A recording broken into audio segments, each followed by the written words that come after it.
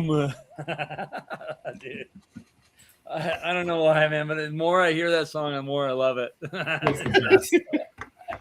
But there is a 2-minute version available if you really want. There is.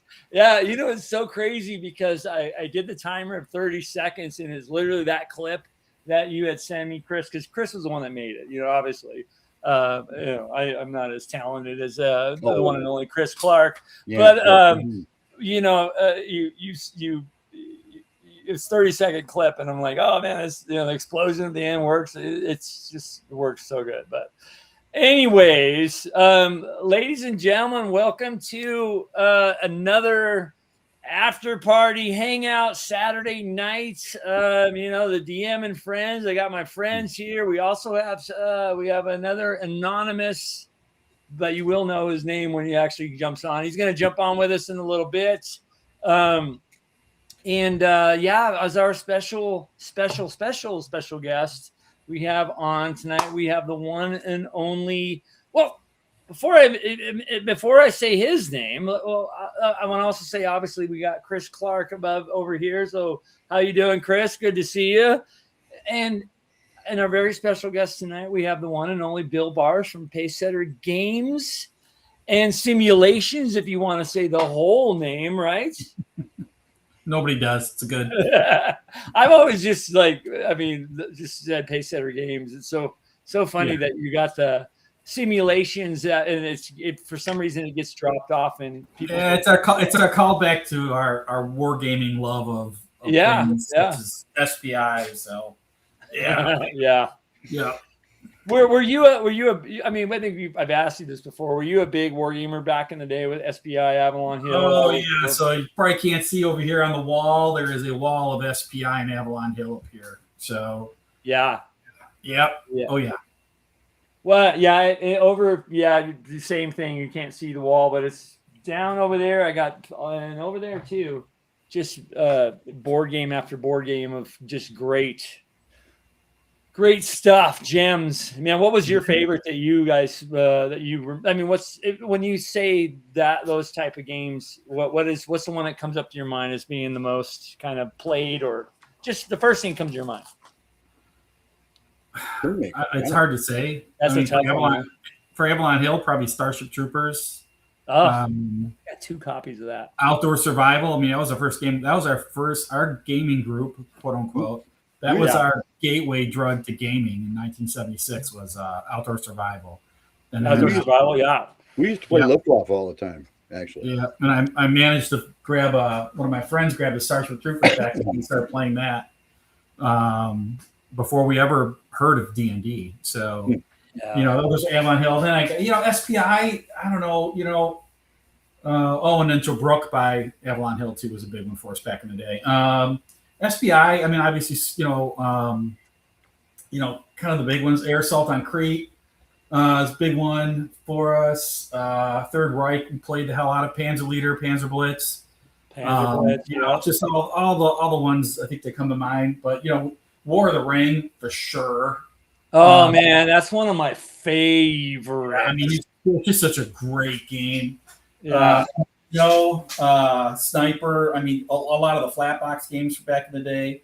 We weren't really big on the Napoleon-based games, but pretty much anything after World War I, we played the hell out of a lot of that stuff too. Yeah, dude, so good, man. I would love to next North Texas that I see, if we ever got any free time, just pull out a game and get some people together and just do some. I know it would be so much fun. So a couple years ago at Texas, I worked for Task Force back in the day. That was where my connection to the hobby started in the early '80s, and so I was obviously huge into Starfleet battles, but. My job was actually, I was a associate editor for their Pocket Games section. Oh, man. Love them. Oh, yeah. Warriors of Batak and Intruder and all the whole list. I got to, work on all those games way, way back in the day. So, but Starfleet battles, a part of this wall here you see I have an entire cabinet just full of Starfleet battles. Just Oh, jeez. What a great game that is, too.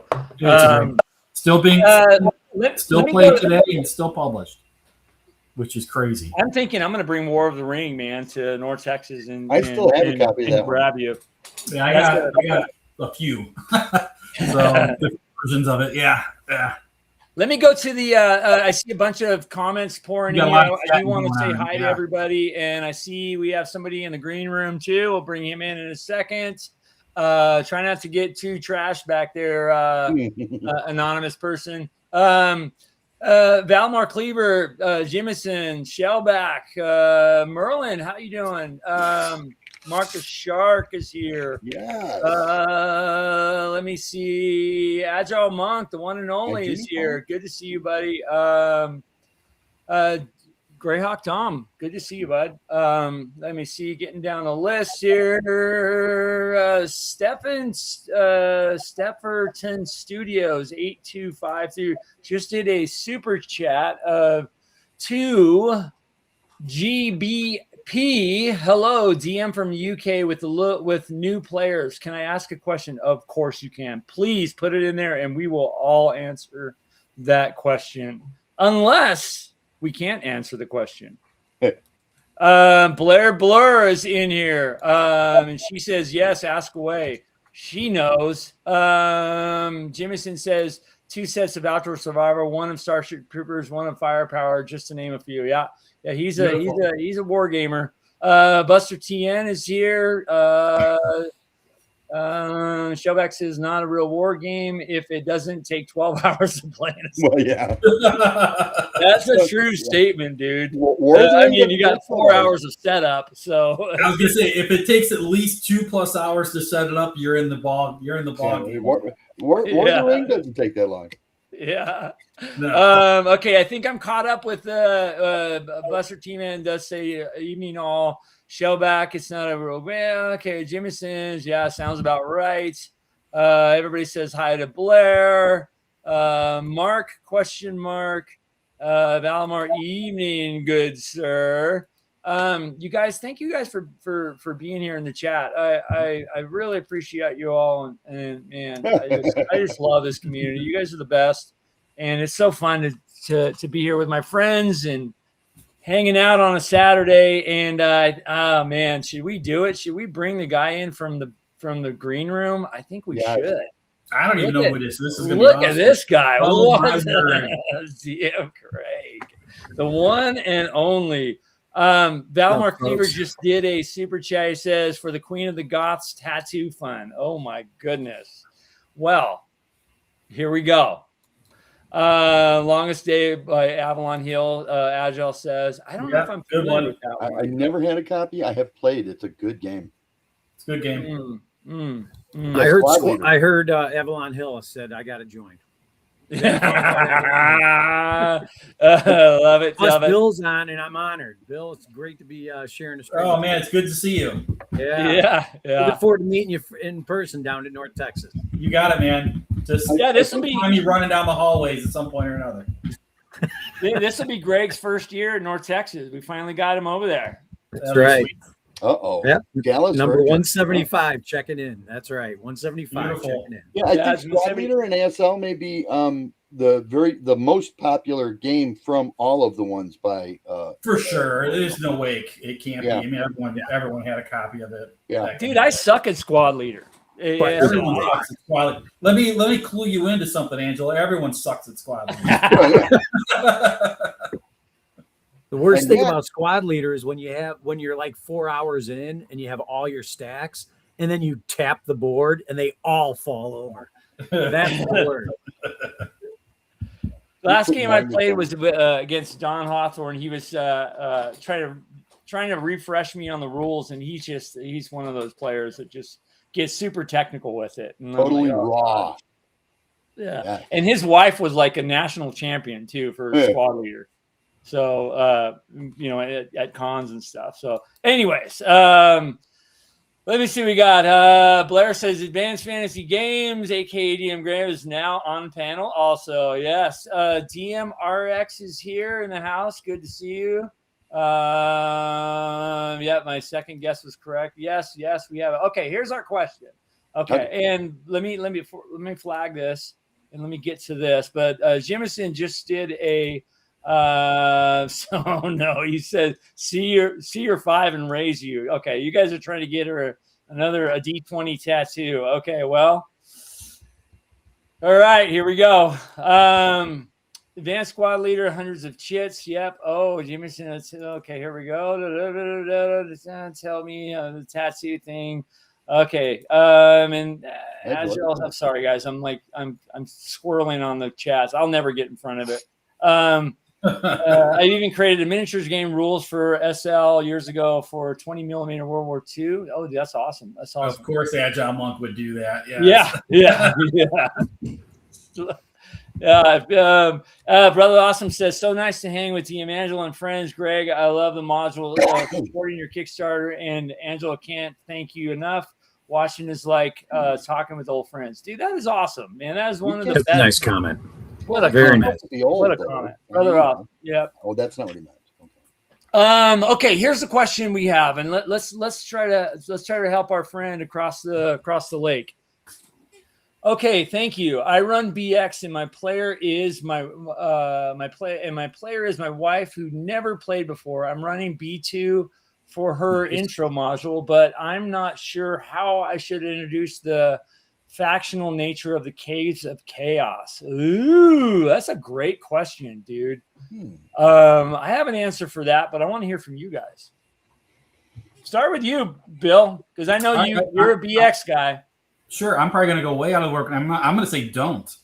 Let them find out on their own as they're adventuring through it. If it comes out, it comes out. If it doesn't, it doesn't.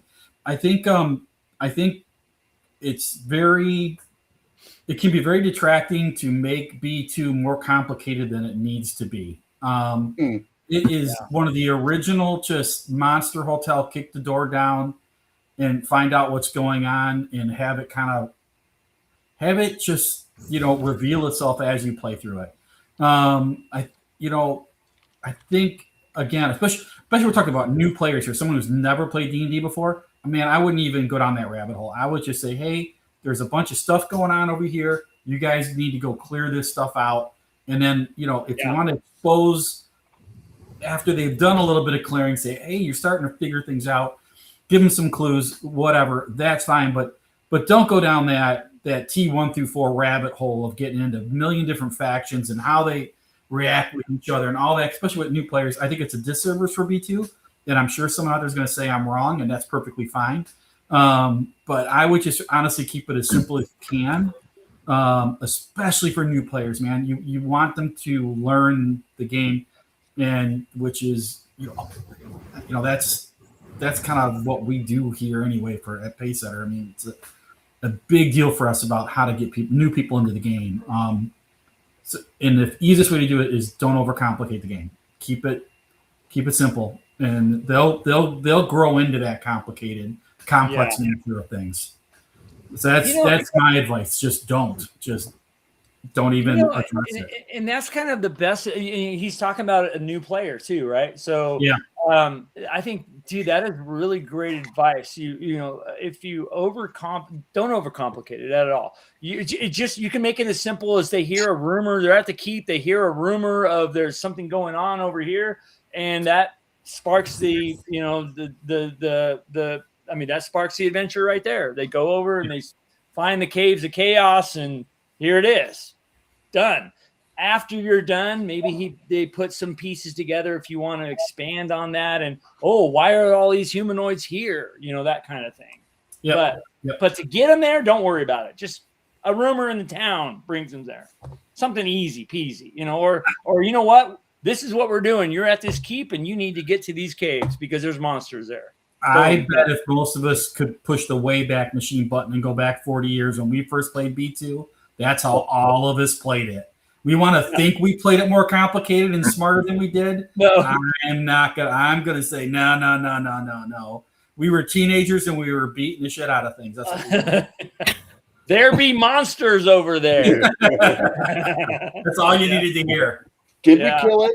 Doesn't have loot. Did I level? Okay, let's move on to the next. Yeah.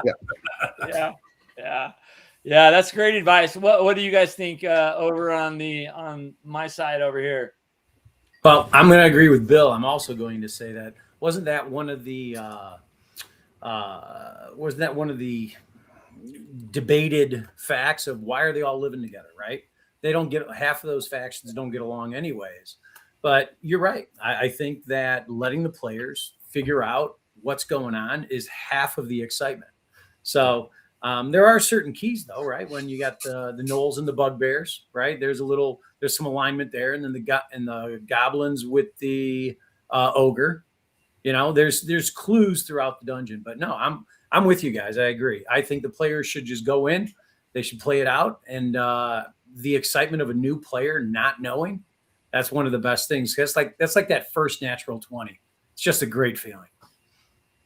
Yeah, I think his question was, how do I introduce the factual nature? I would just just make it organic, as they kind of go, and they'll kind of figure things out. And you know what? Players have the and Chris I'll jump to you, but players have the uncanny ability of putting 2 and 2 together, and maybe it's true or maybe it's not. And I usually, as a DM, I'll run with it.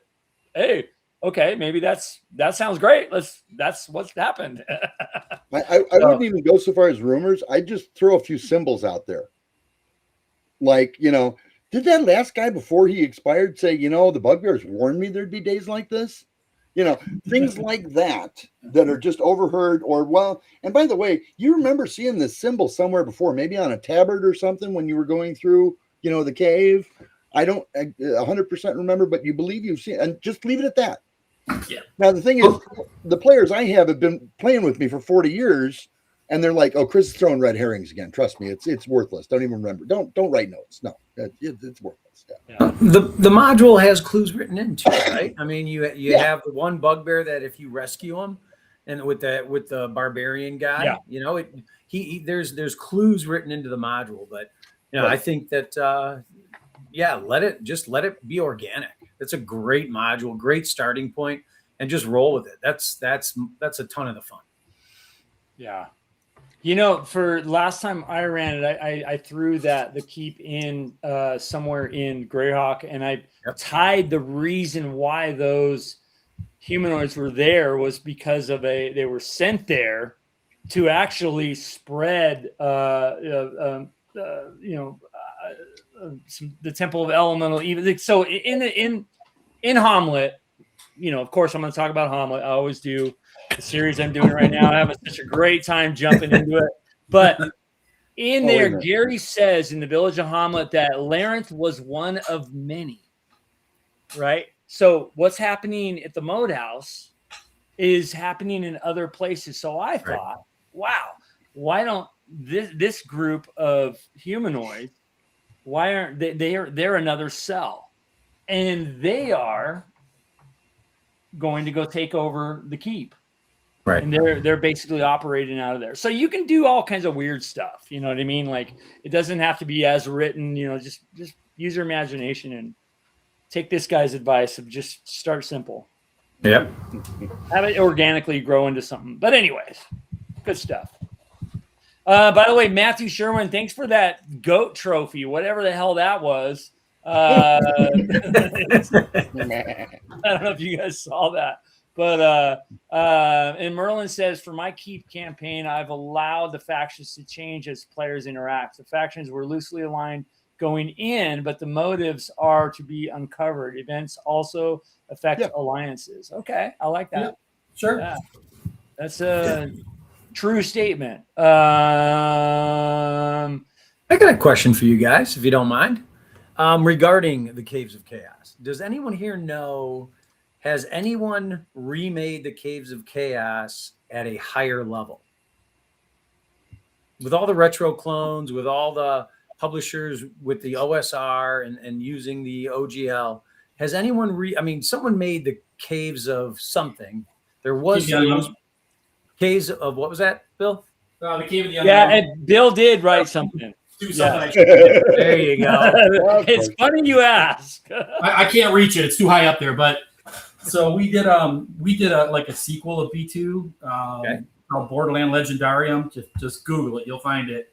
Okay. And one of the adventures in that book is go into the cave, that cave that they say you can go. You got to build it yourself. So we did that, and we built out a lot of the stuff around, like kind of why the monsters are together and that kind of stuff. So yeah, nice. And it's a hardcover book, but I think the hardcover is sold out. But you can still get it on our website, the PDFs and stuff. If you're looking for gem ideas, though, Greg, that's kind of what we did. But we didn't rebuild the caves and Gygax themselves. But that would be interesting to do. I would guess somebody's done it. There is so much on B2 out there. Right. I'd be shocked if someone hasn't done something like stock it a different way. Well, didn't you guys write? Because I know for Hommlet, you guys wrote the different kind of side adventures, slashing counters. I have a copy of it here too, over there. And I've used some of those encounters, but didn't you guys do something like that for B2? Yeah, and this thing. Yep. Let me make that bigger. It's actually got 4. I gotta flip you around. Hang on. All right. You're backwards. There you go. There we go. This one's actually got 4, so you can see. And Hommlet is one of them. Hommlet's the bottom of the cairns in the moat house. Yep, which is awesome. So that one is just on your way from Hommlet to the moat house. We built it all out, right? So we got a bunch of little side quest adventures and stuff like that. You can do. And that was kind of designed because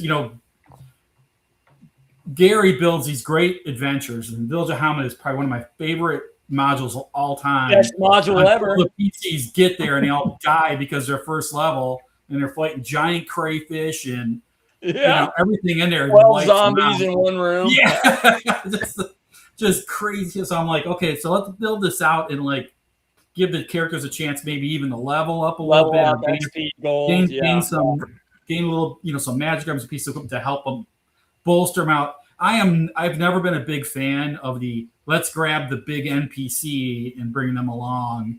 Right. Kind of, you've got Elmo in there kind of stealing limelight if you bring him in.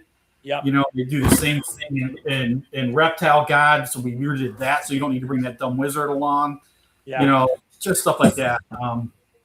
But those are tell us how you feel, Bill. Tell us how you feel. I will tell you. Man. Don't hold back. Tell us how you feel. You're never gonna have to worry about that with me. I'm surprised Angelo let me back on. I love it. Oh, you're always welcome. You know that. Shepperton Studios did respond. He says, but B2 teaches about reaction rules and negotiations. Kicking in the doors is lethal for first level if every combat is an encounter to be beaten. Yeah, agreed. Yeah, 100. We agree with you on that. I think Chris's comment about kicking the door, XP giving it, but the thinking man, the player skill portion of it, thinking through encounters, is this really worth me fighting? You know what I mean? Should negotiation be something to be done instead of just kicking that door in? And you usually do find out more details about these factions if you talk to people. Well, and know when it's time to go back to town too. Yeah.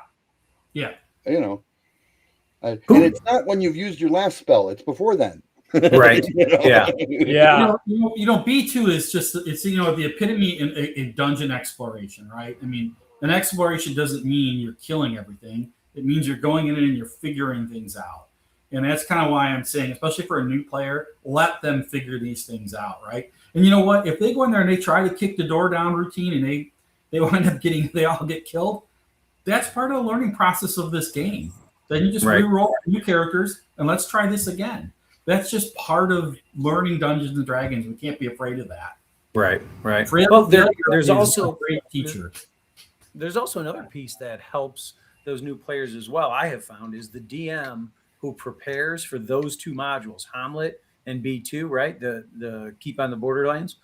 If you read that module as a GM and you get prepared to introduce NPCs, to have even the NPCs that don't exist in the books, right? The bartender at the tavern, or just random people that come up, or random caravans.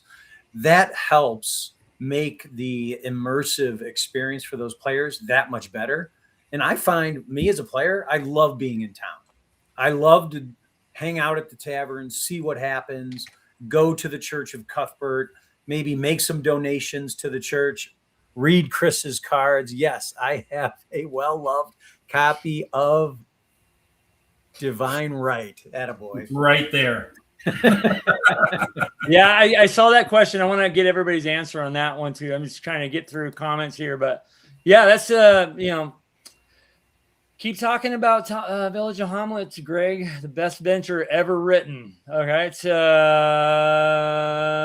upscale Lost City and Encounter. Okay, so let me go back to this comment here. God, man, I'm so far behind. Casey does say I was at a goat summoning ritual at work last week. No further details other than it worked. I showed up on the Monday meeting. I was told that there was going to be show us the magic.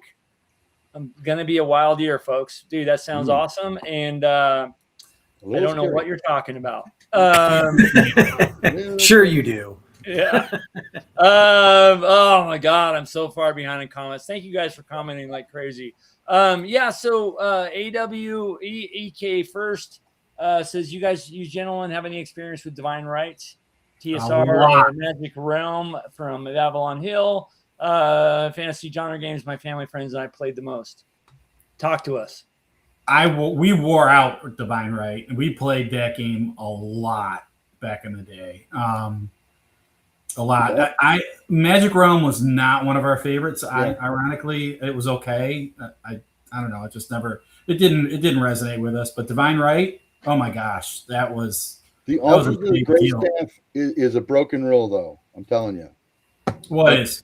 For Divine Right, the Altars of the Grey Staff are broken. There's a couple of them like right and raising the barbarians in the wilderness. Yeah.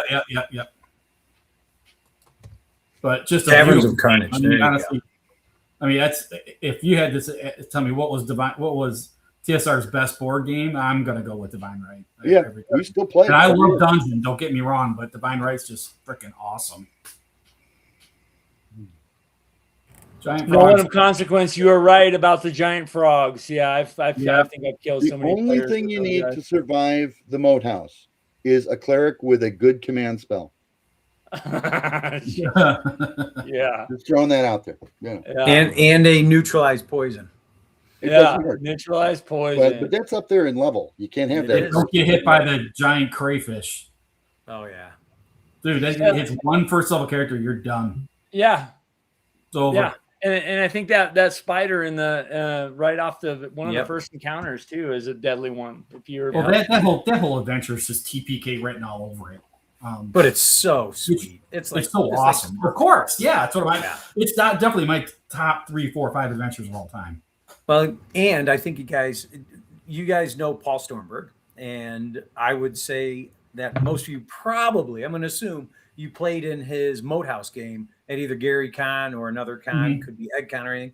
If you haven't, if you play the Village of Hommlet and you play the Moat House Adventure for D&D, and then you go to one of these cons and you play in Paul's game, the Moat House, it's like you're in heaven. You've got both experiences for the Moat House, and it's amazing. So I would highly encourage anyone, look up Paul Stormberg. If he ever runs the Moat House at a con, jump in on that game. It's fantastic. Did he bring his 3D setup for it, Greg? He's got a full diorama for Moat House. He usually does, right? He brings the whole he brings the whole setup. Yeah, when you say 3D, I'm thinking digital. You're thinking tabletop with the the full diorama of the Moat House. Oh yeah, It's beautiful too. It really is. He brings probably 20 or 30 2x2 squares, and then the Moat House 2 is also it's a complete Moat House, but he also has removable roofs where everything is destroyed. If you want the immersion at a con, you want to play Hommlet a different way, absolutely the way to do it. Yeah. Graphics is talking about the Lost City, another great module too, another classic. Yep. Lost City. B2 and Hommlet are great settings for sandbox game. Yeah, good home bases to retreat between sessions. Yeah, I would say B2 and Hommlet are great sandbox settings, but Hommlet's a little better. Yeah. Don't beat around the bush, Angelo. Hommlet's the best ever. And by the way, if you guys haven't seen, look at my Hommlet series that I think the last video, the video that came out today, I did because I think I've read in the last maybe 2 months, read The Village of Hommlet 50 times. And today's video that came out was me diving into the two religions, the old religion, which is the Druids, and the new religion in town, which is Church of St. Cuthbert. And it's funny, you really have to kind of read the module to see that Gary put in there for a reason. He says, the smith is, part of the Druid religion. The potboy is an aspiring Druid, and then, these guys are, faithful to Cuthbert. And so why would he put that in there? Because there's got to be some type of rivalry, right? There's got to be something. And that's why I kind of talked about and kind of double clicked on today in the video. And for me, I think that offers just as little tidbits, offer a DM if you really want to dive into that and lean into that whole kind of, these two religions have a common goal, but achieving them in different ways. And they're civil to each other, but they also believe totally different. So it's an alliance with an edge. Right. Yeah. So anybody that wants to, create their own sandbox game, throw in religion or a religious rivalry, and it doesn't have to be good versus evil. It could be good versus good. So that was my whole premise of the video today. But anyways, and Drew Ashstaff, the Druid in Hommlet, he's keeping an eye. They tie in the Temple of Elemental Evil, right, and Nulb, because he's keeping an eye on that temple and reporting back. Yeah. And I've been running a Greyhawk campaign for 20 years or so. And the group, you'll get a kick out of this. The last time I ran Hommlet, I introduced an NPC, a female druid, for a go-between between Jeru and the Temple of Elemental Evil. She became an NPC in the game. Now, did one of my players actually date her? Yes. Was it a successful roll? Yes. I love it. Let the dice build the story. And then here's where you'll enjoy this. They got to the moat house, and the end of the moat house, 4 characters came out of the moat house with 4 hit points between them, and one had 2 hit points. So you figure out what kind of condition they were in coming back. You were a non-killer GM. You softy. Hey, if they banded, I don't know about you, Greg. Sounds like you're. Yeah, what's going on with you? Yeah, I'm weak. So disappointed. Dude, it was so epic. So that's right. That's why we play this game, is for those moments where you're actually at the end of your evening and you're like, that was awesome. Yeah, the dice were there, the game was there. So Angelo throws something out here. He says, I had Divine Right 1979. Does anyone have the 25th anniversary edition? And if so, what did you think of it? It was released in 2015. I don't, so I can't really even answer on that. Nope. Any of you guys? I don't like it's the contents are essentially the same. The box I don't like. I mean, the art on it I didn't care for as much. The original art was done by I actually have the poster Elro here over there. You guys nice. See it's the middle one, the small one in the middle. It's just one of my favorite pieces of art, the Divine Right cover. So they actually did those at GaryCon. They did one of each. They did like 12 posters. I don't know, back in 2014, 15, something like that. And I bought 3 of them at the auction. So and the Divine Right one I had to have it. So yeah. Okay. Is anyone else feeling the same way I am? I just want to sit in that room with Bill and just look through all his stuff. Bill, what do I got to do? What do I got to do to get in that room? Actually, yeah. It's called a teleport spell. Oh, no. So here we go. Wow, let's see this. So it's a vinyl poster. and they had them done for GaryCon. Like I said, well, it's one of one, so it's actually really sweet. Dude, that is awesome, dude. And it's like Angelo's. All the signatures wore off. Yeah. What the hell? Robert Stanton super chat says fantastic module U1. Yeah, that's another great starter module too. I mean, it's got the base and the dungeon. You know what I mean? I swear by that combination. Good stuff. Hey, Agile, while we're talking about Divine Right, I think they just did a Kickstarter in the last 12 to 15 months, something to do with Divine Right. And I didn't back it. I don't know why. I don't know, but they did do another release relatively recently. So yeah, I don't think I have one surviving corner on my box from Divine Right because it gets played. Oh yeah, my actual copy is pretty tore up. Yeah. You guys have me at a disadvantage. I just play first edition D&D. That's it. Well, unless it's Avalon Hill. That's it. Wow. I'm going to get you hooked on some other stuff in Dallas. Trust me. I don't know if I have time, but Greg, you're so narrow-minded. Wow. When you played Inner City the first time, panel. What was that? Screen. I'm reading the thing. No, let's see. Okay, it's right there. I can get that down too. Yeah. But I'm not going to get everything done in my office tonight. Angel's going to get tired of it. Yeah. Well, we do have somebody that cast Shillelagh and on his cudgel and ran through the town. So hey, there you go. I love it. Yeah, Greg, to back you on, on what you said about first edition. I mean, it's only the best edition of D&D ever. So I know, right? I can't even. Bunch of haters. Hey, to me, Bill, in all fairness, Bill, BX, first edition, brown box, white box, second edition, I'm stretching it. I've played them all. I love them all. I'll play them all very similarly.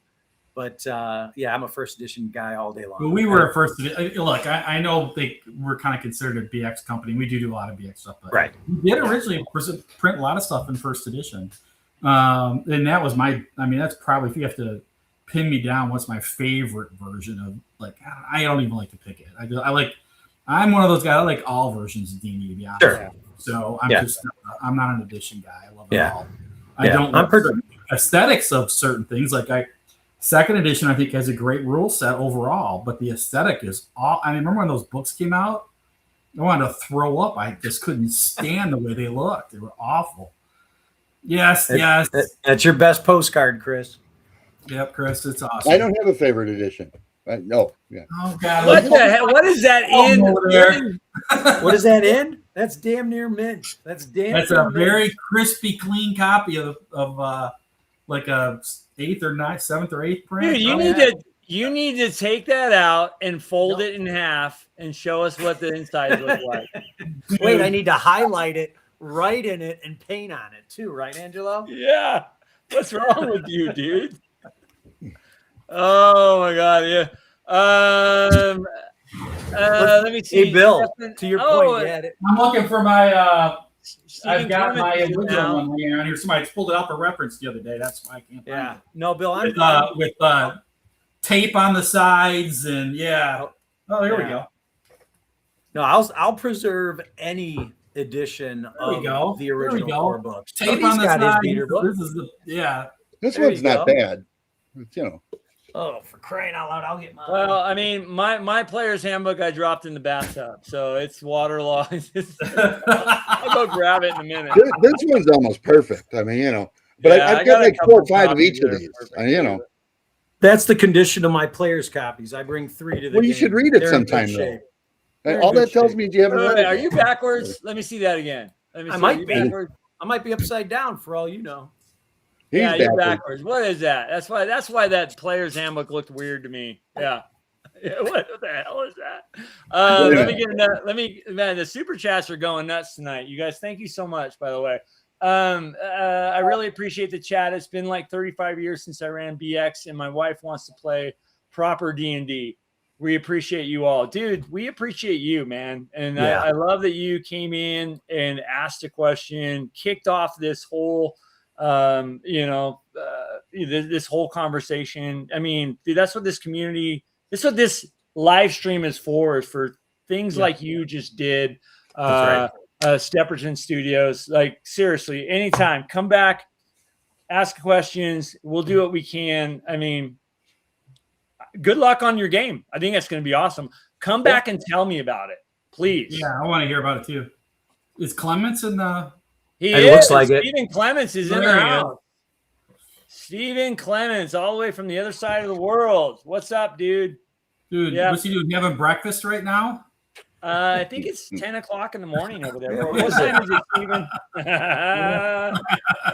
Our today is his tomorrow. Yeah. Wait, Buster TM says, if I see Angelo fold another book, I'm going to have to go see the doc about high blood pressure. Yeah. Oh my God. My alignment is lawful good, but I'm not so sure about that. Right now is evil tendencies. Should I go get my book and hold it? Send him to the hospital. Angelo. I don't think a DMG where the pages fall out is evil. I think it's chaotic. It is chaotic. Yes. Yeah. Yes. I don't even know if Bill's seen my copies of first edition books that I use. No, so here's a reference copy of the BX rule book with missing the cover. Yeah, that's how we pretty beat up too. My reference copies are just. I got more than I will ever need, but that's the ones I keep on my desk for reference. I don't even have covers on them anymore. Right? Yeah, that's how we do it. Yeah. And I have my copies that I cherish and keep, in good condition and all that. But the ones that I take with me when I'm traveling, or I'm in the tub and I want to read the player's handbook and I drop it and it's waterlogged, 4 days of, drying it out page by page, that kind of stuff. I don't know. I mean, that's not a true story, but I guess maybe it is, but probably is. It is. Anyway, bought another one, but okay. Yeah, Buster, don't go anywhere because I'm going to segue into another segment of. Is that how we call it, segments? Because this was a Q&A segment. Whatever you want. But yeah, I'll run and go grab that, and I'll fold it just for you. Well, anyways, wow, this has been a lot of fun already, man. This is really cool. Don't burn out. So, Bill. Damn. Hey, it's better to burn out than fade away, right, Chris? That's right. Yeah. Hey, you know me, I can't burn out. But I do have a glossy paladin right here, as Chris pointed out. Look how glossy that is. Oh, I gotta put some matte on that thing. He's a little shiny. Anyways, I did want to get you, Bill, on here. I know that Ben was not able to make it tonight, but I did want to. You guys, I think a couple weeks back or a week back, you did, and I'll bring up the. You guys were. Hang on one second. There was a bunch of these flying out, major announcements, and the video videos for Pacesetter. You guys were celebrating an anniversary and all that kind of cool stuff. So I did want to kind of get into, and I know you have an active Kickstarter right now, which I know your son is super excited about because these books were something that you guys were wanting to do for quite some time. Yeah. But yeah, so I do want to segue into what's going on at Pacesetter. You know what I mean? And what is Pacesetter for not going on? Yeah. And what is Pacesetter for maybe people that don't know, which I watch the video. Yeah. Yeah. And if you have a link to that video, you can find the video. I'm sorry, say again. I was going to say, if you do have a link to that video, I think it was on Facebook. I can find it, but shoot that over to me. And I'll put it in the chat so everybody can kind of go back to it. I will try and find it. But yeah, hey, Dreg, it's good to see you, man. I'm sorry if I haven't. I usually try to Who have I missed here? Storm's Eye. What's up, dude? He says Greyhawk Azure seems to be hard to find in good condition. Yeah, that's true. I'll show you guys my folio. Which one's hard to find? Well, he was talking about the guy, Greyhawk Gazetteer, but yeah, this is my folio. Yeah. It's actually a good copy. You know, besides the rips and tears in it, you know, and it can fold in half. See that? I can fold it, Buster. See that? Don't do that. Please don't do that. You just sent Buster to the hospital. He's calling EMT right now. My folio. This is a good one right here. Here you go. Oh wait, here, hang on. What was that? What was that graphic? Where is it? Where is it at? Here we go. What the hell? It's glorious. But anyways, I get on a tangent. Bill, so yeah, Pacesetter's doing a lot of stuff. We're doing a lot of stuff. So we've been around, as people may or may not know, we're like a year 17 and a half right now. We're gonna be 18 years in October. That's awesome. It's been a minute. And we're here out of spite and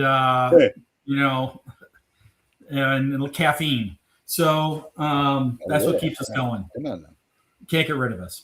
But anyway, we decided to put a video together. Ben was down in Florida about a week and a half ago. So we put a video together real quick and just kind of it's reaching out to our supporters and people and just saying, hey, here's what's going on. And, we've had a YouTube channel forever. We just never ever put anything on it. So we finally are kind of getting back to doing that. And your production's really good on it. Who's doing all the editing? Ben does all of it. Yeah, he's amazing, dude. So Ben's got a history of doing that. I mean, he used to be he was like for Nord Games, he was their guy that did all their videos and all their stuff. He did Frog God Games stuff for years. He's done a bunch of stuff. So and you kind of life gets in the way and you get busy, you don't do it much anymore. So we're starting to focus a little more on it and kind of it's like we really it's a good avenue for us. But so we just made some announcements because we do have some big projects coming. And one of them, the Kickstarter you mentioned right now, is we have and it's called Choose Your Own Adventure. We can't call it, or Choose Your Own Path, whatever it's called. We can't call it Pick a Path or whatever because we'll get struck. But so we've been wanting to do this for years and years because you get people out there know we do Choose Your Own Path. We do a lot of solo adventures at Pacesetter, and they're very well received. And we talked about for years, it's like, every time someone posts a picture of one of the old Pick a Path books from TSR or whoever, the internet lights up, right? Everyone's like, oh my God, these are the best, and they're so cool. And, why doesn't anyone do this anymore? And it's like, well, there's always reasons for everything. And so we talked about this for years, and we probably should have done it 4 or 5 years ago when the industry was quote unquote hotter, but just we're busy, and we finally got around to doing it. So we do this Kickstarter out. We got 3 books. I wrote one, Ben wrote one, and then we're collabed on the third one, and we're pretty much done with all the manuscripts. We're just kind of like going through some editing, some final alignments and that kind of thing, because Pick a Path, you gotta do some funny stuff, and you should leave that part up because that little scene with Darlene is actually important. So we launched it last Tuesday. We had no idea how this was going to do. We didn't promote it a whole lot. Darlene's the best too, dude. Darlene is the best. So Darlene's done work for us in the past, even fairly recently.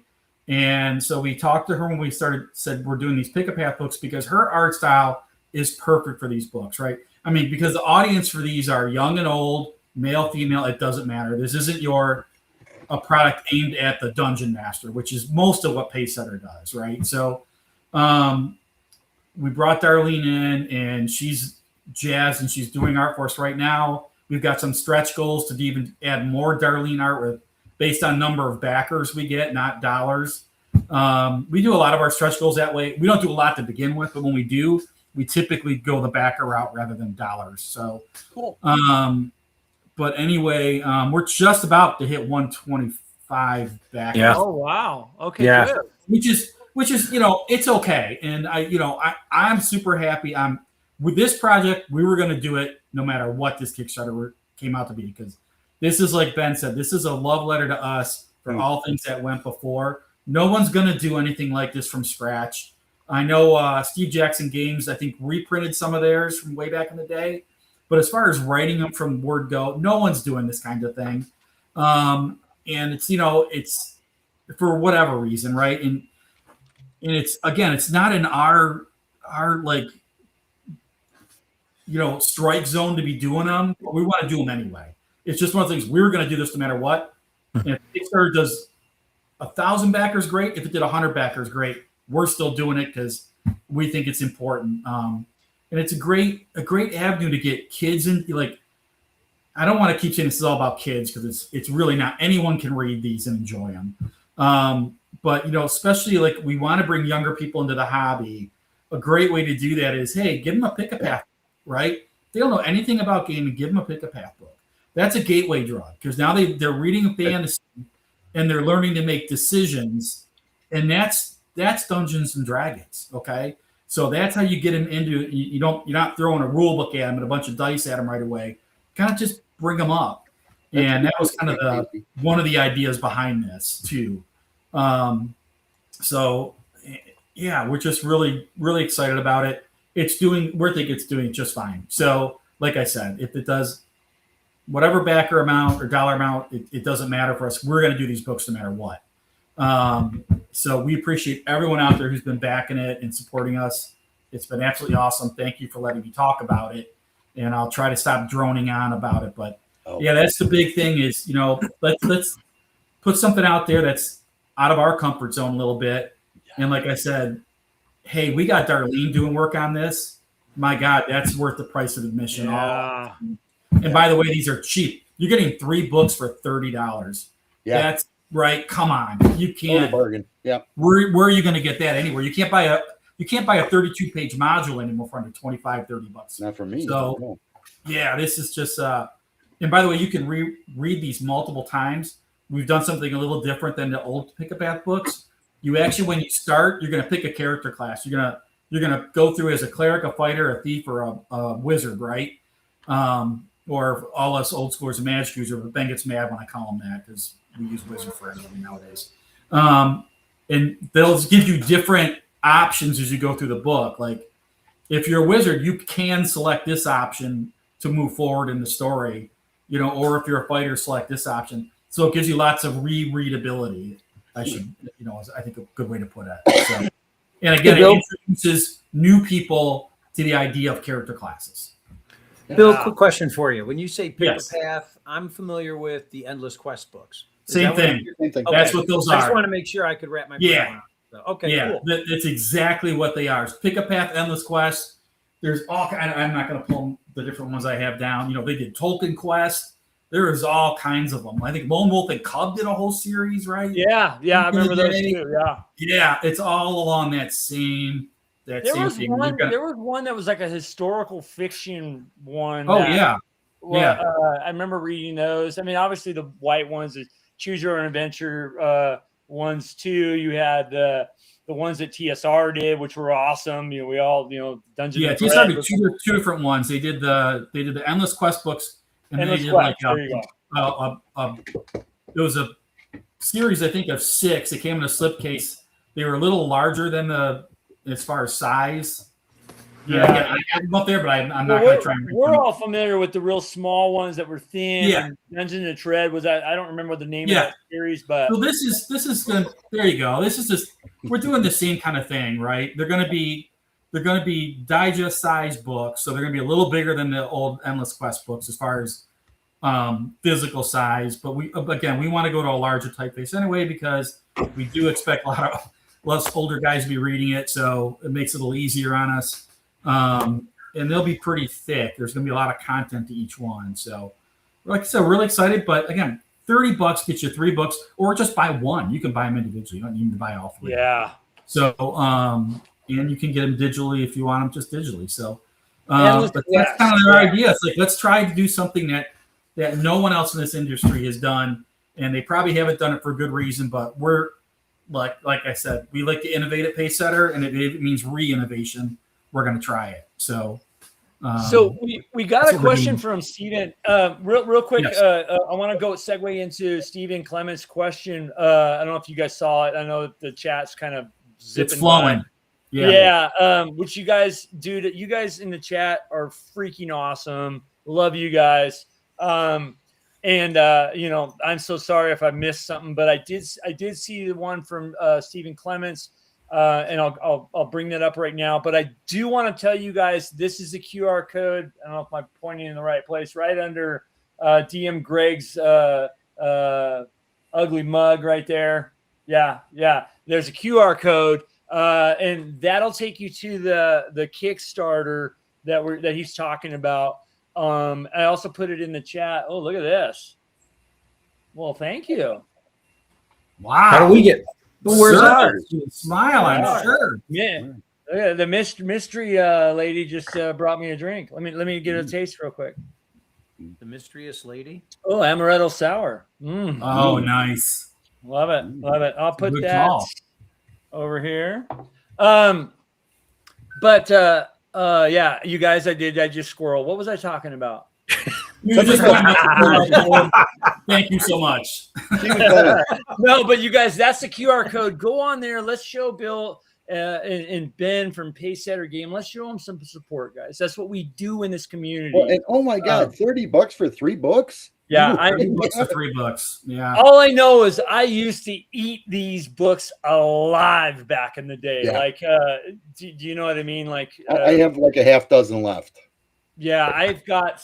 So I had all of them. They probably are over there with no covers, and probably folded in half, Buster. But anyways, yeah, you guys check that out. Let's give them some support, and we appreciate it. Like I said, it's and this is like I said, it's kind of a love letter to us of something from our hobby that's kind of been gone for a long time. And we kind of Well, I was going to say, I'll leave this up for a second while you guys can go and scan there, but I'm going to also put this in the show notes for people that are rewatching. I'm also I did put it in the Thank chat. You, man. Thank you, Greg. You're welcome. Awesome. That's awesome, dude. But Stephen Clements did ask a question that now is buried way up on the top. Yeah. But he did say, he asked, so Bill, how are these books different from some of the modules they look related? So if we do a lot of the modules, am I getting something new in the books? Boom. Question asked. You are. So a lot of 2 of these are based on adventure modules we've previously written. One is Grave of the Green Flame, which was our first solo module ever. So that's the one I wrote. We're changing the encounters up in it. It's not as expansive. Oh, there's Chris's better half. It differs in that way. And again, it's just more novel, written more like a novel, especially a YA novel, honestly. Young adult for all of you out there, like me, who never remember all these things. Awesome. So Kizzywinks Mad Lab is the other one, Ben did. That's based off of one of our other BX solo modules. So it's even more crazy than the Kizzywinks module in there. So there's callbacks to the original modules, but there's a lot of new stuff in there. And again, they're written very, very differently than a solo module specifically. So thank God, because solo modules are the most. If you ever want to challenge yourself out there, by the way, and you're an aspiring RPG designer, try to design a solo module. Hey. You will not believe how much technical work is going to go into that book versus the creative work. So, but anyway, sounds like a challenge. Do it. Everyone's got to do it. I mean, we're big. No one's bigger than us on doing solo modules. I mean, we've got 2 or 3 of them in the works right now again. So, right. But they are they're challenging. But if you like a challenge yourself to do it. They're amazing. But Bill, I'm curious. Who've done them? They do one. They never do another one. I'm curious. Do we ship to the UK? Yes, we do. The question was, we do ship internationally all the time, constantly shipping overseas. Yeah. So. And I will say this, and I know you haven't said this yet, but veteran-owned company. Yes. Right? Printed in the U.S., veteran-owned company, and we print everything the old-fashioned way. This is not a pod operation. We have printers that we use that actually print our books. So and not off a digital printer. We do some of that rarely, but these will not be. These will be offset printed books. So that's how we do everything. And just if that's important to you, that's something I guess I don't do a good job of saying that all the time. But so these are getting printed, period. End of story. Yeah. And we do ship internationally. It's no big deal. Jimison said that you sure he beat you this time, Gray. He got backer number 31. So nice. That's great. All right, at least we're in the game. We're in the game. That's all that matters. Yeah. I was going to ask. Would Paysetter consider quest books based on sci-fi genre? Yes. So these will not. By the way, these will not be the only 3 books we do. We are going to do these probably every 12 to 18 months. We're going to do probably a set of 3. We're in it. So and we will be definitely doing sci-fi books because our Gamma X game is going to be coming out next summer. So I can guarantee you we're going to have sci-fi based choose your own adventure, choose your own path books coming down the road. Graphic says he wants to smell a fresh coffee off the printer. Mimeograph sniff. Okay. Dude, I'll tell you what, I'm the first one that'll tell you that I love it. I'm all in. As much coffee as I drink. Yeah. Well, I was going to say, you just mentioned Dungeon X and Gamma X and all that. Why don't you talk a little bit about, because I know you just, I knew this was coming, but I don't know if this was like an official announcement, but for North Texas, you guys are doing a Dungeon X module. I think every year almost you guys have been the ones doing I think most every year, right? You guys have done the module for North Texas. So we do the official module for North Texas every single year. And it's usually the tournament module that we run there. So and then sometimes another one or two. So Dungeon X, which is going to be our version of Dungeons and Dragons. And when I say Dungeons and Dragons, it is not a clone of any one rule set. It is, and this is a long conversation for another time, but it's basically, we've tried to take the best out of all versions of D&D, build a game from the ground up, and just build a modern version of Dungeons and Dragons. And don't be offset by the word modern. This is not a D&D 5.5 clone or anything. It's nothing like that. But it's just pure D&D. We try to pull the best things out of the best systems. Yes, it does use some modern mechanics because I don't know. They're simply better. Honestly, some of them are just, they're innovations and they made the game great. But you're going to feel very old schooly in a lot of the aesthetic of what we're doing with Dungeon X. And that's coming out. It's actually done. We had it up for a little while for people to download and start play testing. That's going to come around again. We're going to do another round of, you can just go on our website, download it for free. Our next 2 big Kickstarters are Palace of the Vampire Queen, which will launch in about a month. And then after that, we're doing Campaign of Peril, which will launch in January, which is our Dr. John Eric Holmes stuff. And if you want to look into that, just go on our website or reach out to me. We'll talk about Holmes, who designed our first basic set. His family came to us with all of his notes and maps, and we've been designing all of it for modern use. Nice. Kickstarter, that Kickstarter is going to go off in January. Those are both going to run for Dungeon X.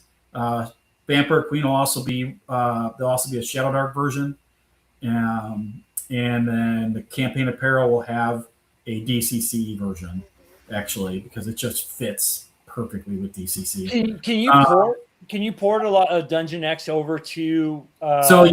It'll all be BX compliant. Old school is old school to me. You know what I mean? BX, I don't care. I can bring it into, second edition. I can bring it into AD&D. OD. Dungeon X versions. Dungeon X versions are 100% BX D&D compliant. You don't need to change anything. Dungeon X basically expands out all the stuff that's in BX. Sure. So if you don't need it, you just don't use it. But it's all the stuff you need to run it in BX is right there. You don't need to do squat to change anything. So if you're using if you're using this rule books, you can use a Dungeon X for that. So Bill, what the hell happened to your cover on that? I don't know. Honestly, I have no idea where that one's at. So how dare you, man? Question for Greg for you, dude. And you know, we got to get you back on here to talk about just, you know, the whole, because we're mechanics people. We love like I know, and there's a mechanics question right there. How do you turn undead in Dungeon X? Yeah. So real quick, so undead is a huge part of Dungeon X. So you turn them to kind of like you do in any version of D&D. You're going to make a turn roll, but what you're going to do is your cleric is going to damage the undead. It's not going to do all the they run away and try to figure out how they run away and all that. However, so the undead take damage from the cleric's turning ability, and those undead cannot physically attack the cleric. They can attack anybody else. They can't attack the cleric unless the cleric goes into physically attacks them. Okay, then it breaks it. So that's how turning works in a nutshell. You know, they'll stay away from the cleric, but they don't necessarily have to stay away from anybody else, and they're gonna take damage. Is there an area effect in that, Bill? Like they can't get within 10 feet? Yep. Okay. Yep. It's got all the crunchy stuff that we all love in there for all that. I like the concept of just envisioning that turn chart. You do damage and you keep them at bay. I like that. That's a nice little from the cleric. If your fighter's standing there, that can go after him, but they can't go after the cleric. So and then we just really want to make undead great again. I hate to even say it that way, but I'm going to. And then the other big undead should be feared. They're about to be. So that's a second level of monsters. 100%. They should put the fear into the character and the player at the same time. So we took in modern D&D they took the level draining ability away from undead. It doesn't exist in worst decision ever. It's a terrible decision. So what we did is we definitely brought it back with a vengeance. Yeah. We changed it around. Doubled it. Let me guess. Your skeletons now drain a level. No, they don't. But you're not far off. So pretty much any undead over 3 hit dice does a thing called dread damage to PC. Yeah, I remember you were telling me a little bit about that. So your PC has a new stat called dread points, and they're basically like your hit points, except there are way fewer of them. Typically, your character, first level character is going to have 3 dread points. Okay, so go start there. Once you get hit by an undead and it does dread damage to you, you lose your dread points. But here's the kicker: they never come back. You can't rest and get any of them back. Once you go to 0, you're cooked. You're going to turn into some nasty sort of undead. So it's a countdown clock to something really, really bad. You gain more dread points as you advance in level, so you can do that. Clerics have some minor ways of messing with it, but not game changing, right? So we wanted to make undead scary, right? And for example, let's say you got like a 5th or 6th level fighter. He's got 8 or 9 dread points. Boom, he gets hit a few times by a wraith, and all of a sudden he's down to 2. That player is going to think about that encounter completely different at that point, right? He's going to go, I can't get hit by this thing again. And that's what we wanted to bring back in. We wanted to bring that fear of, oh my gosh, but we don't want to penalize players by level draining. You know, we all grew up playing 1E D&D when, I got level drained. Now let me refigure out how many experience points I have. Let me refigure out my hit charts. I got to refigure out my hit points, everything, right? Okay, I'm fine with that, but we wanted something that was just easier, faster, and we're going to say a lot about Dungeon X. It's a faster game, still has a lot of complexity, but that's kind of what we did with Undead. Yeah. So once those dread points start ticking down and you're going to get to that 0 clock, you're not going to be very happy. Yeah. That's how quick change of subject. We did get a super chat here from our friend across the lake, and he says, joke comment, but what about RuneQuest? I don't know what you mean about that, but I don't know much about RuneQuest, so I can't answer this. So me, I'm a RuneQuest illiterate. I that's a great way of putting it. I played it once 2 years ago at Origins, and they just came out with a new edition 2 years ago. I think it was 3rd edition or something like that. Honestly, it was fun. It was a decent game. It's a lot like D&D, except the magic is handled differently. Yeah. It was okay. I mean, it was, for me, it was a different game at a con. That's what it was. You know, I can't say I'm a big fan, but I also can't say anything bad about it. It was a good time. So, but awesome. It's a whole different mechanic. odd. It's because I'm a 1E guy. So yeah, best system ever. Yeah. Drag has got another ridiculous question, and I think this one is for Bill. And he says, another ridiculous question for Bill, and the background is that I love Maze of Pearl. Would you consider doing more with either novels or adventures in the things better left alone vein? Yeah, so let's move on to that. We'll skip over Vampire Queen, which is coming next. And then after that, in January, is our Campaign Apparel Kickstarter. Campaign Apparel is we're taking everything we've done so far for homes, including Things Better Left Alone. Yeah. Things Better Left Alone is currently getting remastered, and it's getting a second level, so it's going to be twice as big. So it's massive. And then all the island adventures that we've done are getting expanded. Plus, there's about 2/3 more content that we haven't done yet, or hadn't done yet, I should say, that is going into this giant Campaign Apparel Kickstarter. So if you want your Maze Apparel, Dr. Holmes, Port Town, all that stuff, it's coming at you, and it's coming at you in a very big way. nice. It's going to be a lot.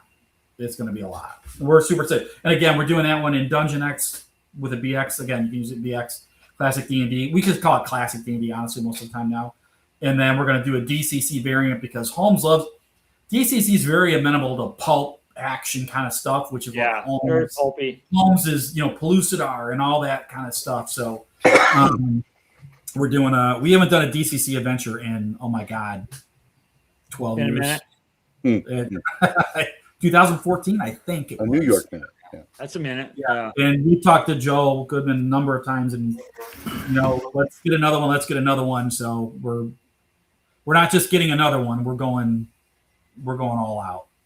Nice. I love it. And we're going to talk about every single one that comes out. Every single campaign you do. We're going to have you on here talking about it. That's a big one. So that'll be a big one. And look, for me, I can't tell you. I remember being on a show. Someone asked me about when we started doing the home stuff, which was about 3 years ago now. And I said I haven't had as much fun writing an adventure than I have had writing the home stuff in a long time, because it really does let you go back to 1977 and just say, I really don't care if it makes 1,000% sense. I'm just going to have fun with this giant gerbil in this room because that's what Holmes has written down on a piece of paper. So we're going, baby. It doesn't have to make sense. It's going to be there. So, yeah. You're empty. Hey, by the way, this is real. Look at the cherry in it. On a side note, I noticed when I sit forward, my eyes they get blue, don't they? Right? Yeah. Screen reflection. Yeah, you need another one of those drinks. I gotta start sitting back, but then guess what? I can't see crap because it's so far away. So, anyway. Before we leave the topic, I have an original. This is an original copy of Things Better Left Alone. So people are writing about it in the comments. So that's your first print copy right there. Wow. Nice. Oh, and that illustration, we kicked ourselves in the second printing. It's full cover, the illustration, because it's way too small in this one because that thing's just freaking awesome. Yeah. But anyway, did you just throw that into the corner? Kind of. I got a few. I got 4 or 5 of them. Don't tell anyone else I said that. But. He's gonna be folded in half. I'll raise you. I'll raise you the bar. I don't fold it in half. I dare you. But anyway, Holmes just really works, I think, with DCC. So that was kind of the decision to move back over there. Oh dear! How dare you? Let's go back a little bit in the comments here because coming back to the undead stuff. Someone was saying, and by the way, Shepherds Studios, thank you for all the super chats tonight, and I'm really glad that you're here, man. And great questions and stuff. Graphics says perhaps rename it from Turn Undead to Afflict Undead. Interesting. Ooh. Merlin, okay, here we go. Merlin says level drain in modern D&D would be a pain in the arse. I'm all for it in old school, but the sheer amount of changes a modern character undergoes each level makes energy drain an administrative pain. Well, that sounds like a design problem. But it is. But fair enough, Angelo. But no, I mean that's true. That's a totally true statement. It's a totally true statement. Let's not gloss over. If you're like, so let's say you're a 3rd level fighter, right? And you get energy drain, you go down to 2nd level.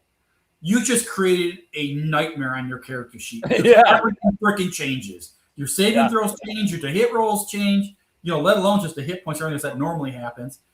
Adjusting your experience points. Look, I get all that. We played that way. It was a blast back in the day. But what was great that we think, by the way, that we fondly remember great, it ain't so great sometimes, right? And as much as it is punitive because you're punishing the player as much as you are what happened to the character. Because that player spent 3 months getting that character up a level, which, again, if you remember back in the day, took us forever to advance in level. Especially with the amount of XP I give every session. Right, exactly. And also, boom, you're down. You're like, man, you're deflated. And it's like, do I really want to keep, so at a certain point, it's cool. But we decided to just change the dynamic of how cool turning your fighter into a wraith would be. Let's give them we're not giving them a mulligan by any stretch of the imagination. Let's get rid of all that. Let's get rid of stop. Oh, let's stop the game and fix your character sheet. Nobody wants to do that, right? Yeah. Well, there's a kind of a catch-22 there. It sounds like you have a good method of what you guys are doing with the dread stuff. But I think for me, energy drain really gives it's not a, oh man, I got you, ha ha ha, it's really where I see it as from the player side or from the DM side is this is a way to really instill is that the right word? Instill tension and fear into the players, so where now they're going to think about what they're doing instead of just like Chris said earlier, kicking the door in. It's a real mechanism that teaches players how to be smart in all situations, or could. It has that opportunity. I agree with you, and I think Undead should do that. And I think that again, that was kind of like when we rethought this, like when we thought, how could we do this without being punitive? And I think that's. And again, I would sit down and play a regular 1E level draining game tomorrow and have no problem with it. Okay? Mm-hmm. Because we grew up playing that way. I'm fine with it. But we also, again, with Dungeon X, we always also had to kind of we did not want to write a game that the only target audience is Chris Clark. So it gets level drained in every session. So we imagine. We wanted to create a game that like we could always say a lot of times, like, if these 5e players, people who started playing the game 6-7 years ago, if they only got an opportunity to play old school games, they probably love it, right? And blah blah blah blah blah blah. Some of that thought went into Dungeon X. And we're like, hey, let's keep the aesthetic of old school. We're going to give them some new school rules. We're using ascending armor class just because. Sorry guys, it's easy. It's just one less piece of math. Yeah, it's so much. It's just. People don't want to deal with it. It's just easy. Advantage and disadvantage are honestly two of the most innovative, great concepts in D&D ever. They're brilliant. I don't love the way they do them in 5e. I think it's a little too much, so we kind of reined it in a bit. But it's great. It's a great rule system. But so is a save versus death, right? Or things like that in classic games. So that's kind of like I said. Like I said, when we started this from the ground up. We didn't start with one thing, so let's build it off this. Let's start the clean slate and build a game, and that's kind of what we did. Bill, your comment about the 5e mechanic of advantage disadvantage. I don't play 5e. I don't. Yeah, I think I think in context you're right. The concept of having 2 d20s rolled. And taking the better of the two, as a GM, even in first edition, you can do that, right? You can say you can give your players an extra chance or an opportunity. So you're not limited to any addition on that. So you're right. The mechanic itself could play well in a game, but also to your point about losing the scores and having to readjust midstream. I'm just going to do a shameless plug. I apologize. Nothing against your method, but when I'm writing modules for my adventures, I'm putting and spelling out the hit points per level so that as you're playing through it, you just strike through the number, you know what you have left. So it can go either way. I'm excited to see what your Dungeon X looks like. I really am. Yeah, no, it's fair. It's absolutely fair. I want to play it. I want to play it. There's no one way to skin a cat. That's for sure. That's right. So that's right. Absolutely. And like I said, I think for us, like sometimes you just do, when you're making a game, you just do have to make decisions, right? It's like, okay, which way we're going to go with this or not. And like I said, we love advantage and disadvantage. We don't love necessarily how 5e does it. It's overbroad. It's overused. It puts a lot of the emphasis on the GM to interject it all the time, that kind of thing. We took a lot of that. I mean, again, you'd have to see the system. We took a lot of that out of it. We baked it in instead of making it more of a generic thing. So that's the point I was trying to get to. Is it's overused in 5e. That's so. Thanks for saying overused in 5e. Yeah, 100%. Yeah. And can I real quick go back to a half hour ago? You were talking about writing single adventures, right? Single player adventures. Solo, yeah. Yes. Judges Guild ran those single player adventure modules as well. And a lot of folks don't talk about the Judges Guild stuff that was produced at the same time as D&D was rolling out, right? So I'm going to ask a question, Bill, just because of your wealth of knowledge, and Chris, jump in as well. DM Angelo, whatever you spin around in your chair. Point is, did you guys ever use Judges Guild at the same time? What are your thoughts on Judges Guild materials? And did you ever play those single player adventures? And where do you get your inspiration for writing single? So I guess I'll answer first. All right. Yes. Judges Guild's awesome. Go ahead. Yeah, so Judges Guild, I don't know. Judges Guild is, and everyone knows, Judges Guild is hit and miss. Some of it's pretty damn good. Yeah, totally. And a lot of it's really, really bad. So solo adventures for me, my gateway drug for solo adventures was actually Tunnels and Trolls by Flying Buffalo, who had a jillion solo adventures. That game's based on solo adventures. So off the top of my head, I'm trying to think of the Judges Guild ones. There's the one that's absolutely not safe for work. Trial by Fire? No, that one's bad, but it's not that bad. Jungle of Lost Souls. Yes. Oh my God. Yes. It is. Look, you will never hear me talk this way. Honestly, I'm a pretty mellow guy when it comes to all this. But oh my God, it has got to be the most racially insensitive product I've ever seen in my life. I mean, objectively, like you can be pretty thick-skinned and start reading that one, and you're like, "What did I just read? Really?" Right. So that one's like, wow. But the cover alone is man, you start reading it, it's like, I don't think I remember that one. They actually got published. It's green and yellow. It's green and yellow with green and yellow. Indigenous people. I don't know. I'm a fan of Judges Guild. I like some of the wonkiness of it. And again, I think with Judges Guild, you can always find something good accepted under the Storm Giant's castle when the whole thing is just should be lit on fire and forgotten about for all of existence. Right. But there's they did some other great stuff, and some of them never get talked about. Right. Oh my God, it's one of the dragon ones. I'll come back to me. I'll remember it later. But. Okay, I just wanted to ask you if you ever played those, and that's where maybe I have, but it's been a long. Okay. Like I said, I can't even remember all the few off the top of my head, but it's probably been 30 years since I pulled out a Judges Guild adventure and did anything with it. Hey, longer than that for me. Yeah, probably longer. I keep saying 30 on occasion because they were cheaper.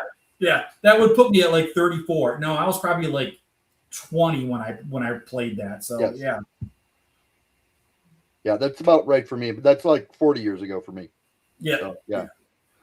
And I wanted to go back more than half an hour. I'm sorry, to the Pick a Path adventures because I wanted to mention I actually wrote one once that all of my marketing folks said don't publish this. It was called Blind Date, the Pick a Path adventure.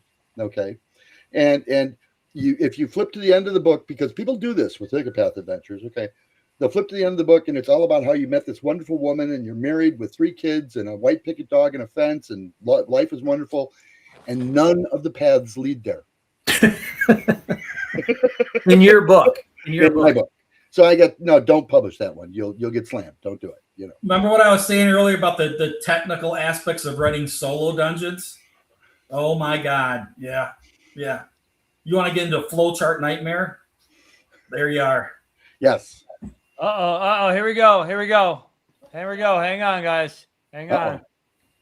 What'd you do to DM Greg? Oh.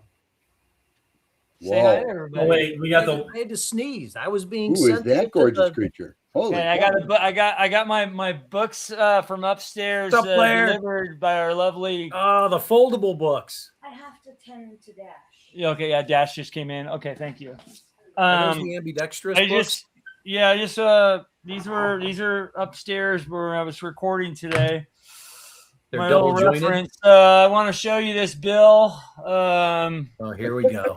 Here we go. Hold on. Wait, take an aspirin, Bill. Here's my player's handbook that I use every day. Yes, 7th print, 1981, 7th print. Beat up. I mean, I don't know. It's looking a little wavy there. Yeah, a little wavy. This was in the tub, Bill. He puts it in the tub with him. Yeah, this one's a little beat up, a little ripped up. Pages are stuck together. I mean, it still smells like toilet. Like toilet. It smells Can't like return that toilet. one. It smells like the best version of D&D ever. God. And it also, you know what it smells like? It just smells like Family show. Smells like just flawless mechanics. Smells like napalm in the morning. I just want to, I don't know, just show you guys, a couple little things about it. I'm getting a drink. I'll be right back. Yeah. Man, it makes it smell. It makes it smell so much better. You know what? While Angelo is working on smelling his player's handbook, I'm going to get another margarita. Okay, yeah, we got rid of Bill and Greg. All right.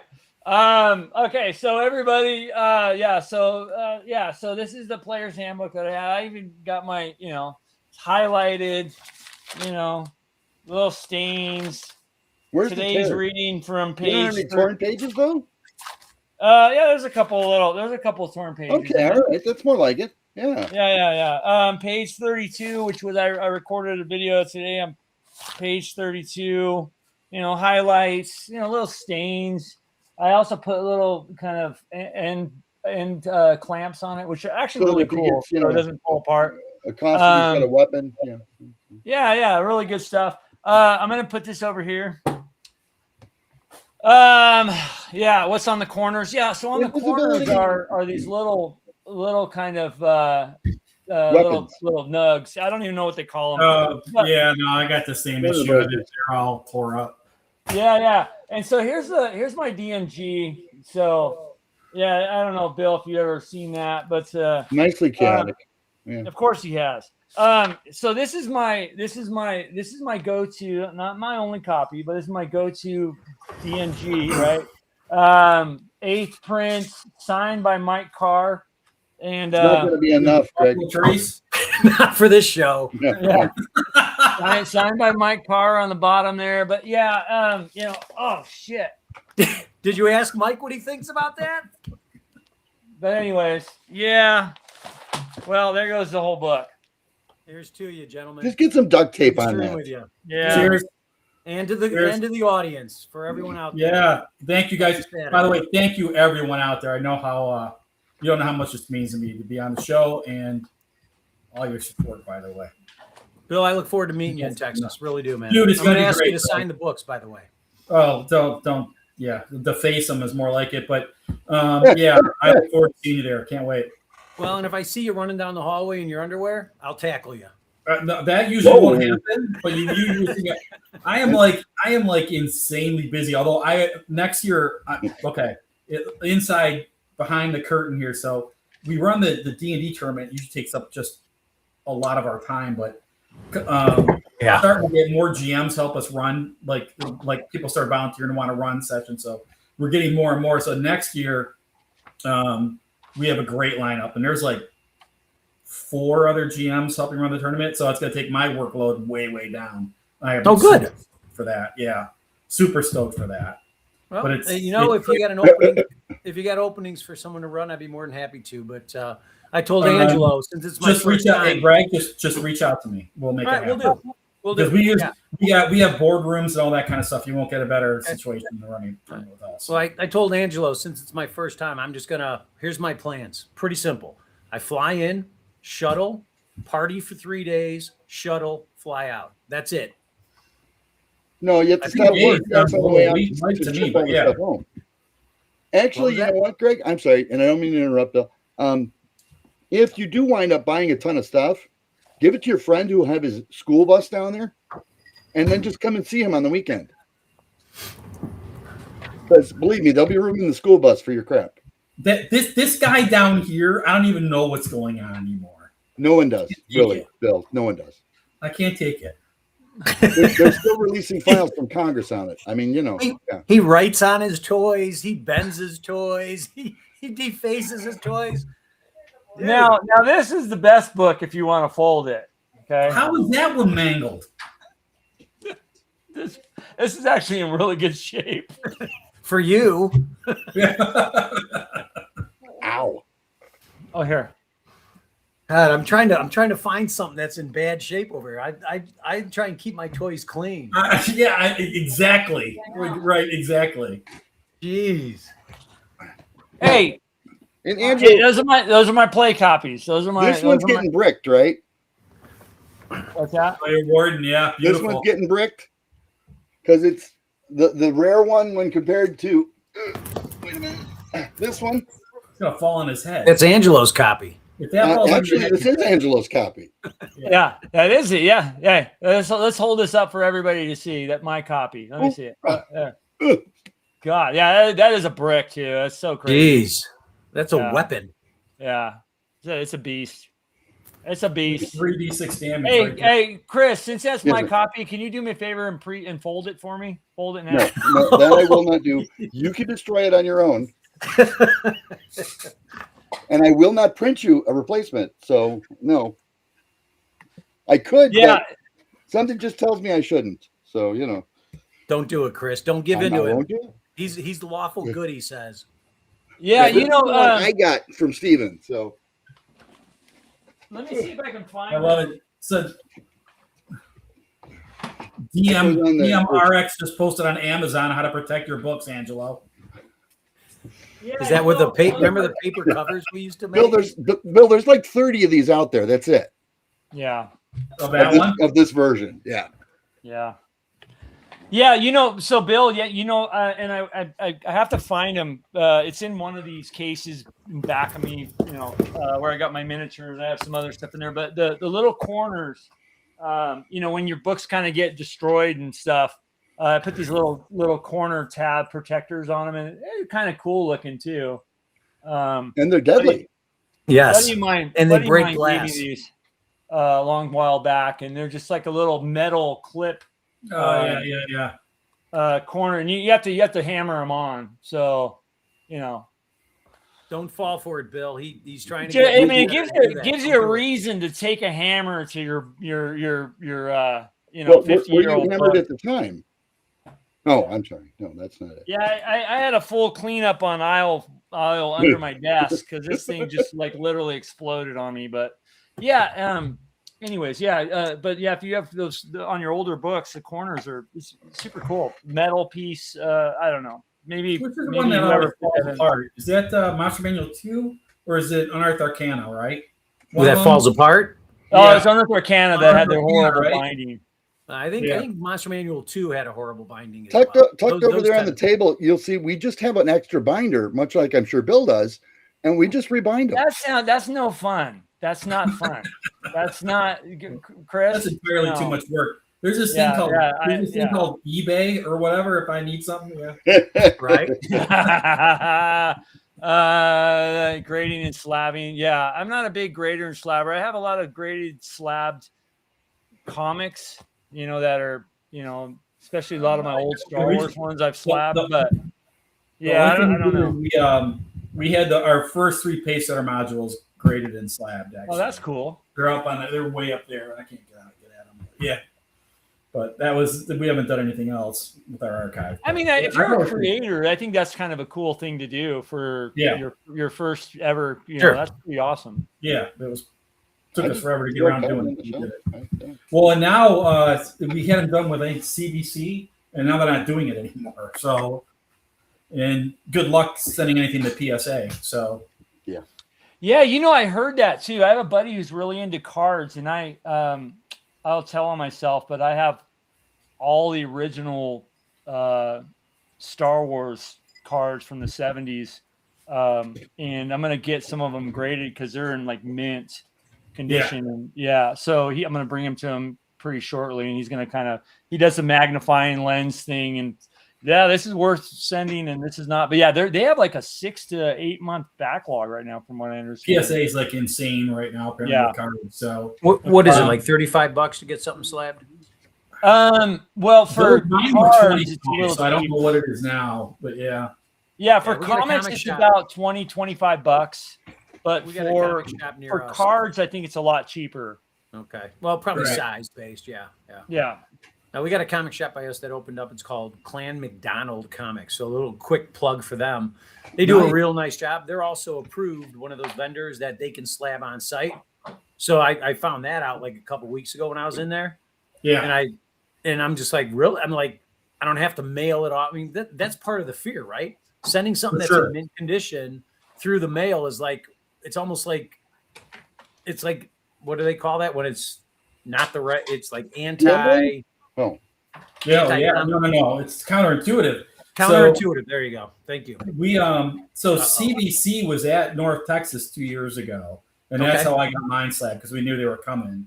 And the guy reached out to me and he said, if you want to, he was kind of a pace setter fan, I guess, and he's like, if you got any stuff you need to bring it, we'll get it slabbed for you. And it was pretty awesome and easy. But now they're not. They did it right there. What'd you say? They did it right there, Bill? No, they didn't. They shipped them back to me. Oh. Okay. Well, at least you didn't have to mail it to them. But I didn't have to mail them to them, which is what I really don't want. Right. Mailing it back when it's slabbed, it's safe. Yeah. Because especially a couple of these, like our first couple of modules, to find one of those, a first print would be a freaking nightmare. And if you do find one, you're going to pay $500 for it. So it's not fun. Well, you've had quite a few Kickstarters, but from a total product line, you're like, what are you pushing? Like 230 items? I mean, we're over 200 for sure. Yeah. Yeah. You guys have. We've only done like 15 Kickstarters or something like that.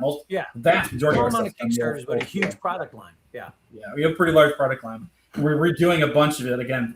Like I said, we're kind of bringing back, starting at the beginning, and a lot of our stuff's out of print. We're bringing it kind of back, but we're revising it for Dungeon X and stuff like that. That way, when the game does actually come out, we kickstart the game. If it comes out, it won't be one of those RPGs that come out and has no product line supporting it. Right. It's going to be a ton supporting it when it's out. Right. So, Oh, God, we have a lovely custom here.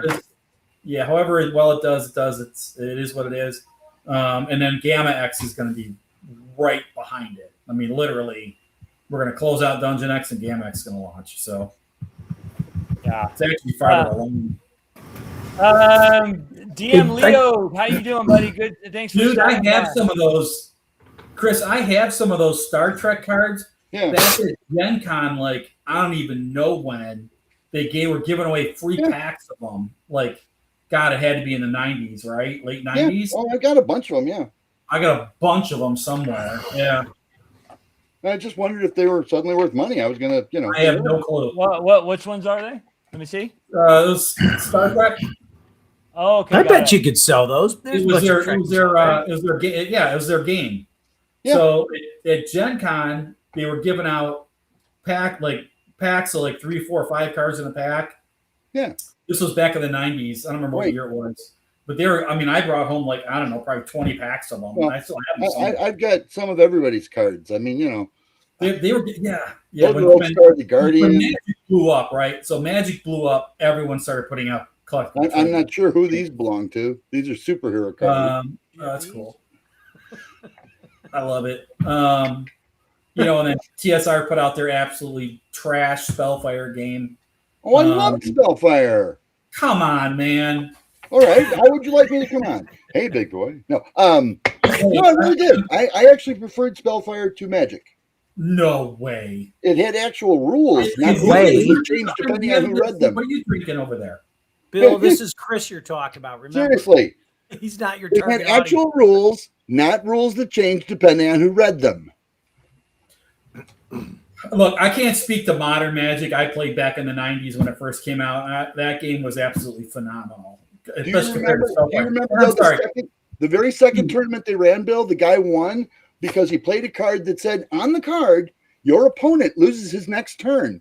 And he said, okay, I win. You lost. It says so right there on the card. In other words, it was a very badly written game. The rules weren't bad, but the writing was. Huh. Because, yes, it said on the card, your opponent loses his next turn. Now, what they meant was your opponent doesn't get to take his next turn, not your opponent loses on his next turn. But the card, nobody. I didn't appreciate all the like, what they do. They just reprinted all their old art on the cards. I mean, they didn't even try.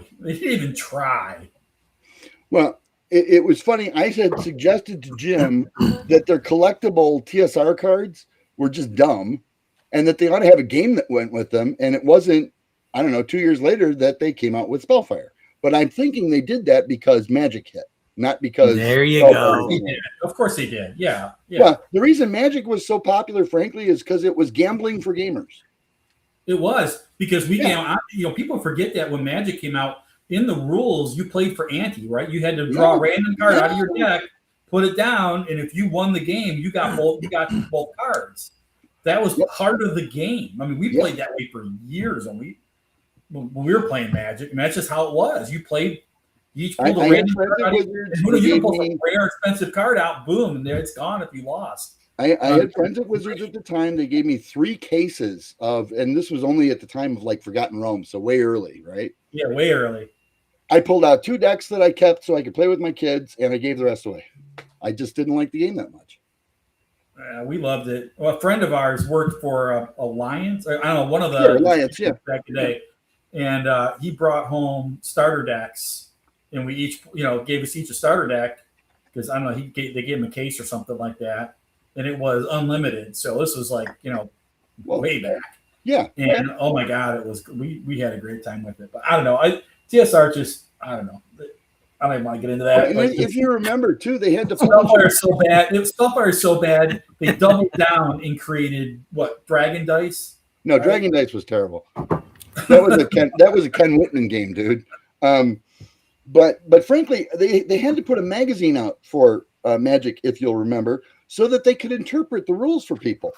But, dude, you're talking to a Starfleet Battles player. I don't care.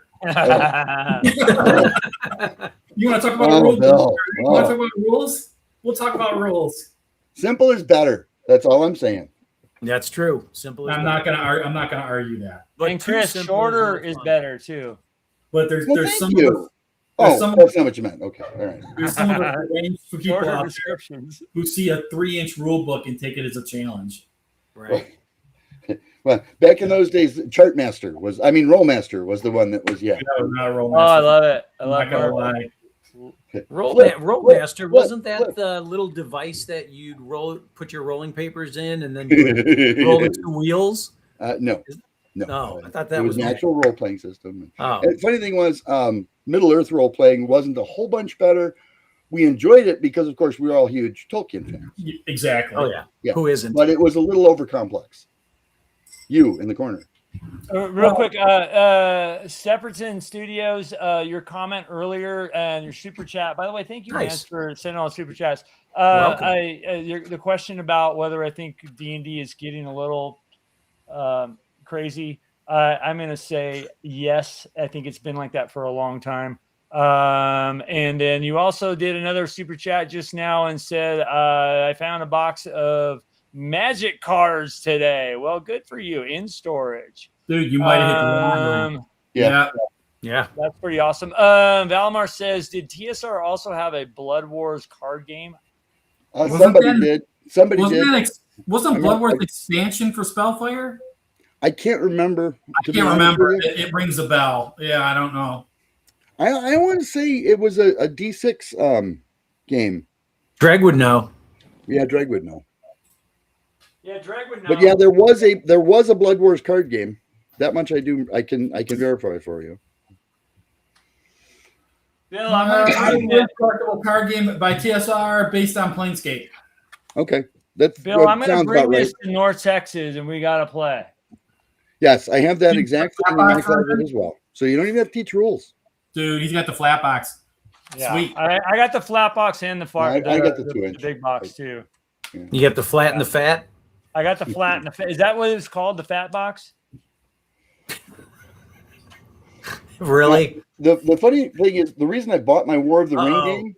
Bill's showing off his box. Yeah, I have the one that he's got in that hand. That one, yeah. The reason I bought that, Bill, was because it was the only game that was still for sale at Sears in the Avalon Hill section on their shelf. Yeah, those The were rest the of days. the rest of them were all gone already. Yeah. Those were the days when you could walk into Sears and buy those games. Yep. Everywhere had them. Yep. They were everywhere. Dude, what's Angelo bringing over? Oh, you got the Sauron expansion? Yeah. Yeah, I just pulled mine down, Angelo. Yeah, and the main box too. Yeah. So, yeah. Did somebody say Starship Troopers? Somebody earlier did, but yeah. What a great movie. You fascist. No. Wait. I like the movie too. See, that's the other thing too. All the Avalon Hill stuff. Just go up to it, just look at it, and Smell it. smell it. All right. Challenge taken. Now, how many of you guys? Bill, what is your Bill? What is squad leader? Nice, yeah. Don't yeah. hit Well, my- He's got expansions in there because the box won't close. Yeah. he does. Ninja squad leader. It's extra board.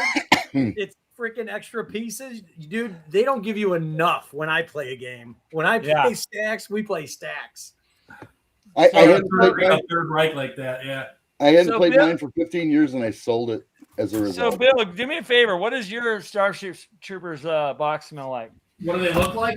No, smell No, like. no, not look like. I want you to smell it. Does it smell like the porcelain bathtub? Smells like grandma's house. Smells like my grandma's wooden attic. It smells like mothballs. Yeah. Smelling a little bit like papery. And then this is my kind of my collector copy. This one's much. Oh, okay. cleaner. Yeah. You want to see how young That one's in Angelo good is? Watch condition, it. yeah. This one smells almost new and minty. You know what I got one mothballs that's smell missing like, good, right? and then the other one's really beat up. Everyone's getting excited smelling their box sets. You know what mothballs smell like, right, Angelo? So yeah, this one right here. He's this ignoring one's you. not punched. and Yes. Yeah. He's gonna do that. The other one's punched, playable, and yeah. Hey, you should put a question out there to the audience. Yeah, here's Angelo. a nice you should ask the audience how counter many people are Starship smelling their Troopers. box sets. Hey, yeah. So, question for the audience. Everybody, pull out. Just tell me what your Something. box set smells like. Smell it. Just whatever it is, smell it. Dude, we should like seriously, like that's such a lost like when do you get to play some of these Avalon Hill games?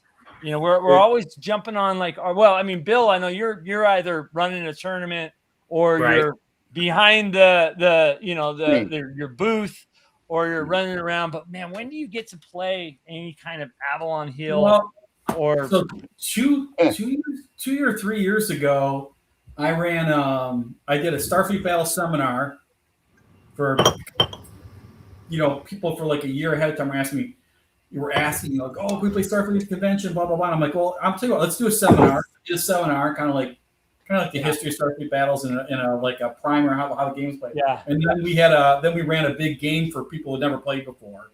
dude, that is so cool. It was cool. We had like 14 people up in the boardroom playing. It was sweet. It's so sick. It was a lot of fun, but it's also I was like, okay, I did that one year. I'm not doing that again for a Do while. you have the big hex map and all that? Do you have the Dude, you don't even want to know what I got. Oh, God. You know what? I would totally play if you ran a game at North Texas or wherever I see you next. So let's see if I can pull the camera without making a mess here.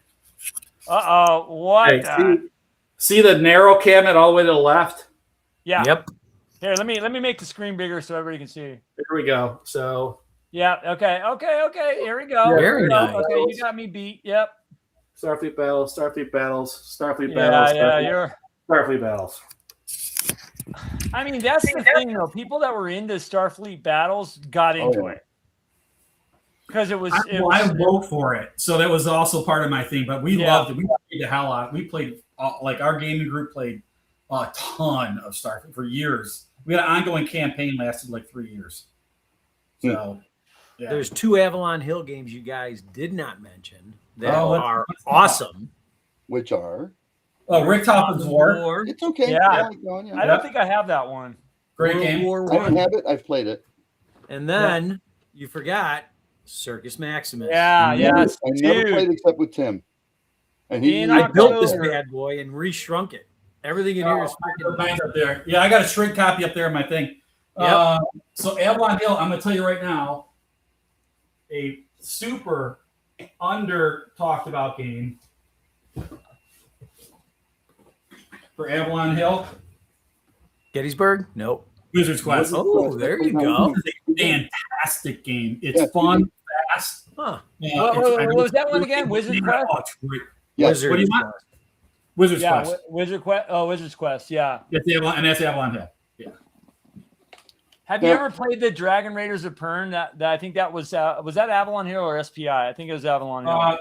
Dragon Riders was definitely Avalon Hill, I think. Definitely. I read the books, but I never played that one. Hey, Bill, plenty of copies of Wizard's Quest for sale on eBay right now. $38. Oh, I've got mine. I don't need another one. No, I'm But just saying, is it great worth? game. It's is it worth $40. $38? If you can get it for $40, steal it. It's a great game. Well, I think You your guys audience that might be going out are there. way into Starfleet battles, have you ever played THAS's old tactical combat simulator? Because I actually like Star that Trek one. Yeah. Dude, I'm a Starfleet battles guy. You're So not. it's not complex enough for you. I understand. It is a good way to take people that are scared silly about the complexity of Starfleet battles and get them to maybe attempt Starfleet battles by getting them to play that first. The greatest thing about Starfleet battles is when the Trekkie comes and says, "Oh my God, this looks awesome," and then they try to play it, and 10 minutes later they're out of the room. They're gone because it's nothing. It has literally, other than the name and what the ships kind of look like, it has zero to do with Star Trek. It's just if you think it's a Trek game, you need to go find something else to do because it's just not a Star Trek game.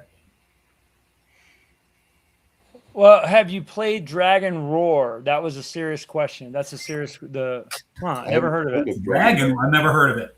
Yeah, never heard Dragon of it. Roar. That's the serious question. Okay. Yeah, I never heard of it. Yeah, interesting. I'm going to a friend of mine, Bill. His name's Don. We're doing a couple of years back, and I've said this on the show before. A couple of years back, we were like, let's do a Don Con. He used to write for Avalon Hill back in the day. It was an editor of the magazine, and anyways, big gamer, and he's back east, and we're doing a Don Con, right? And it's small. It's gonna be like 20-something people, but the first event is a huge Circus Maximus game we're doing, and he's got the whole arena. Diorama out. Yeah. We've several. I played with him several times, and all you went really in detail on the. I don't know what millimeter they are, but super awesome. One of the funnest games. I don't know if anybody's ever not played Circus Maximus, and you go to a con and somebody's running it, dude, play that game. It's so 100%. So, Greg, they play it at North Texas. Rob Battalato runs a Circus Maximus tournament, all convention long. It's absolutely amazing. It's a great time. I've never played in the tournament. Ben's won it twice, and he's got these like 5-foot trophies. It's crazy, yeah. So it's a big deal there. It's a big deal, Circus Maximus. And then he runs at Long Con. He runs Circus Maximus, but he just runs it's a one-shot, night game. And that's the only one I've ever played in. I play in it every year at Long Con with my my chariot driver, Trashus Maximus, who has never even made it to the finish line. I'm very proud of that fact. Yeah. Yeah, what a fun game. Great That game. is. Phil, did you ever get to play with Tim? Phenomenal. Did you ever get to play with Tim in Dallas? Tim Kask? Yeah, back in the day. Yeah. He ran it like way back, right at North Texas, and that's when he ran it like once, and it's Tim. It's like, all right, I want to do this. Well, yeah. So Rob took over and ran the tournament ever since. He does just a phenomenal job of it. They give away these trophies that the sculpts are by Diesel did the sculpts, and they're these cool trophies now. They've changed them around. They're absolutely spectacular. So yeah, it's really cool. A question in here says, anyone play the Dark Sun setting for any length of time? The first print where you could be the Templar character class. I ran Dark Sun for about a year when it came out. We had a great time with it. Now I nerfed the psionics out of it, so I'm sure it's going to offend some people, but I never liked psionics, and I just took it out. But we played it pretty much as is. Other than that, we had a great time with it. Which, by the way, I know we don't want to get into this big old thing with Wizards re-releasing it. Oh yeah, I was going to ask you your opinion, but yeah, I probably know. I'm not exactly sure where they're going with it. I mean, they're like, oh yeah, it's got to be rated mature. Dark Sun didn't need to be. We played it as teenage. Didn't know why. Why does it need to be mature? And why do we need to get into showing decapitations and all kinds of other crazy shit? It's like.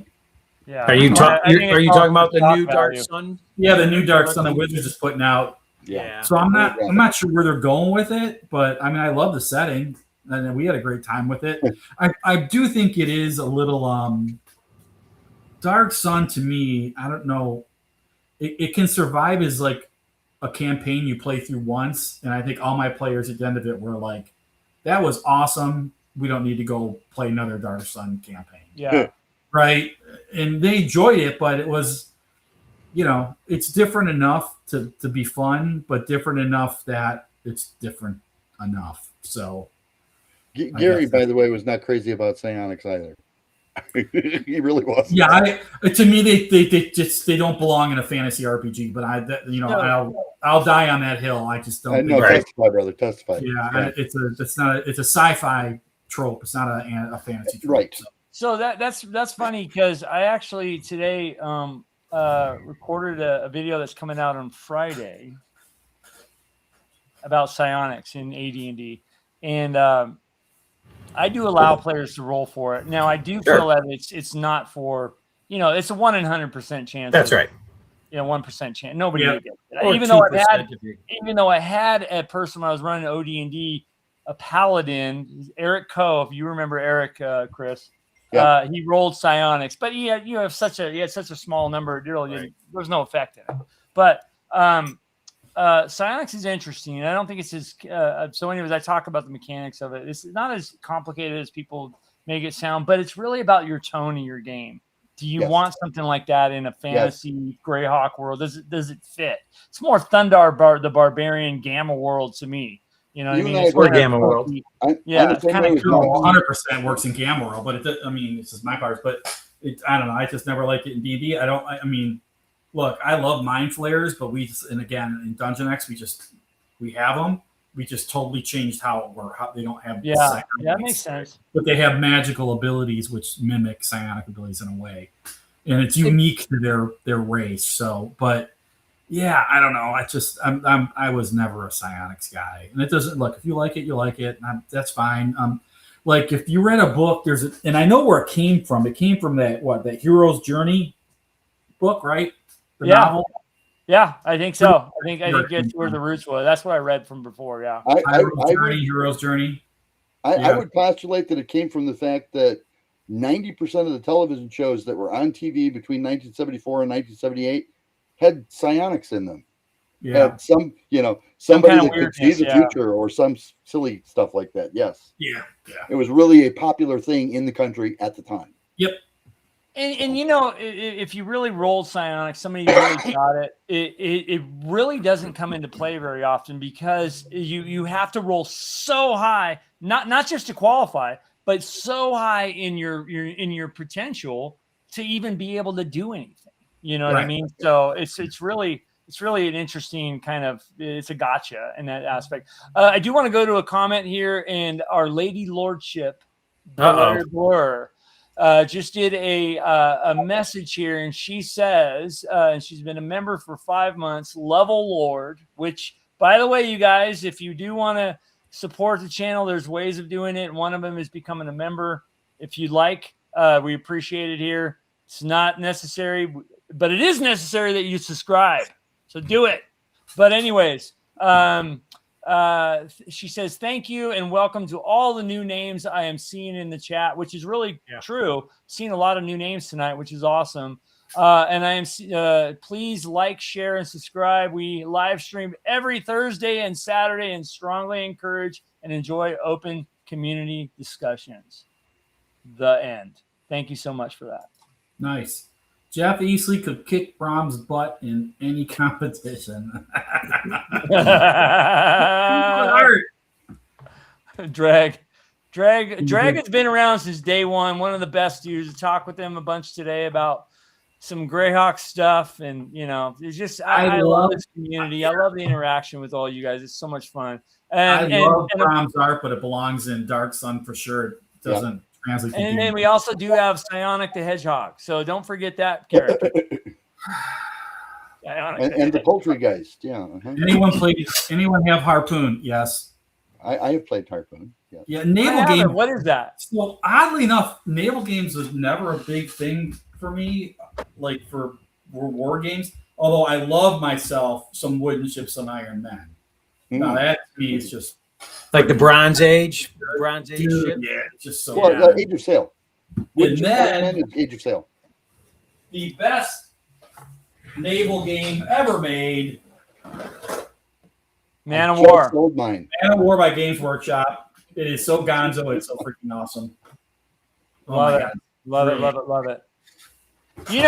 Nobody plays with around here, so I hadn't played it in 15 years, and I went ahead and let it go.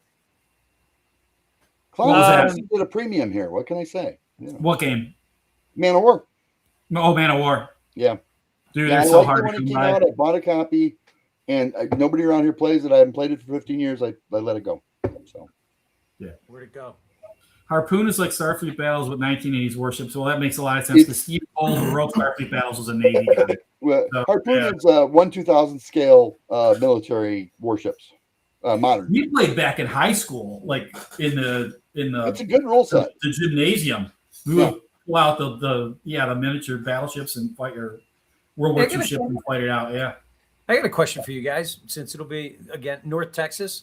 How many miniature tabletop war games are there? Is it more like of a handful? Alyssa Faden will sometimes, if she comes, run one, and Marshall Mahern will run.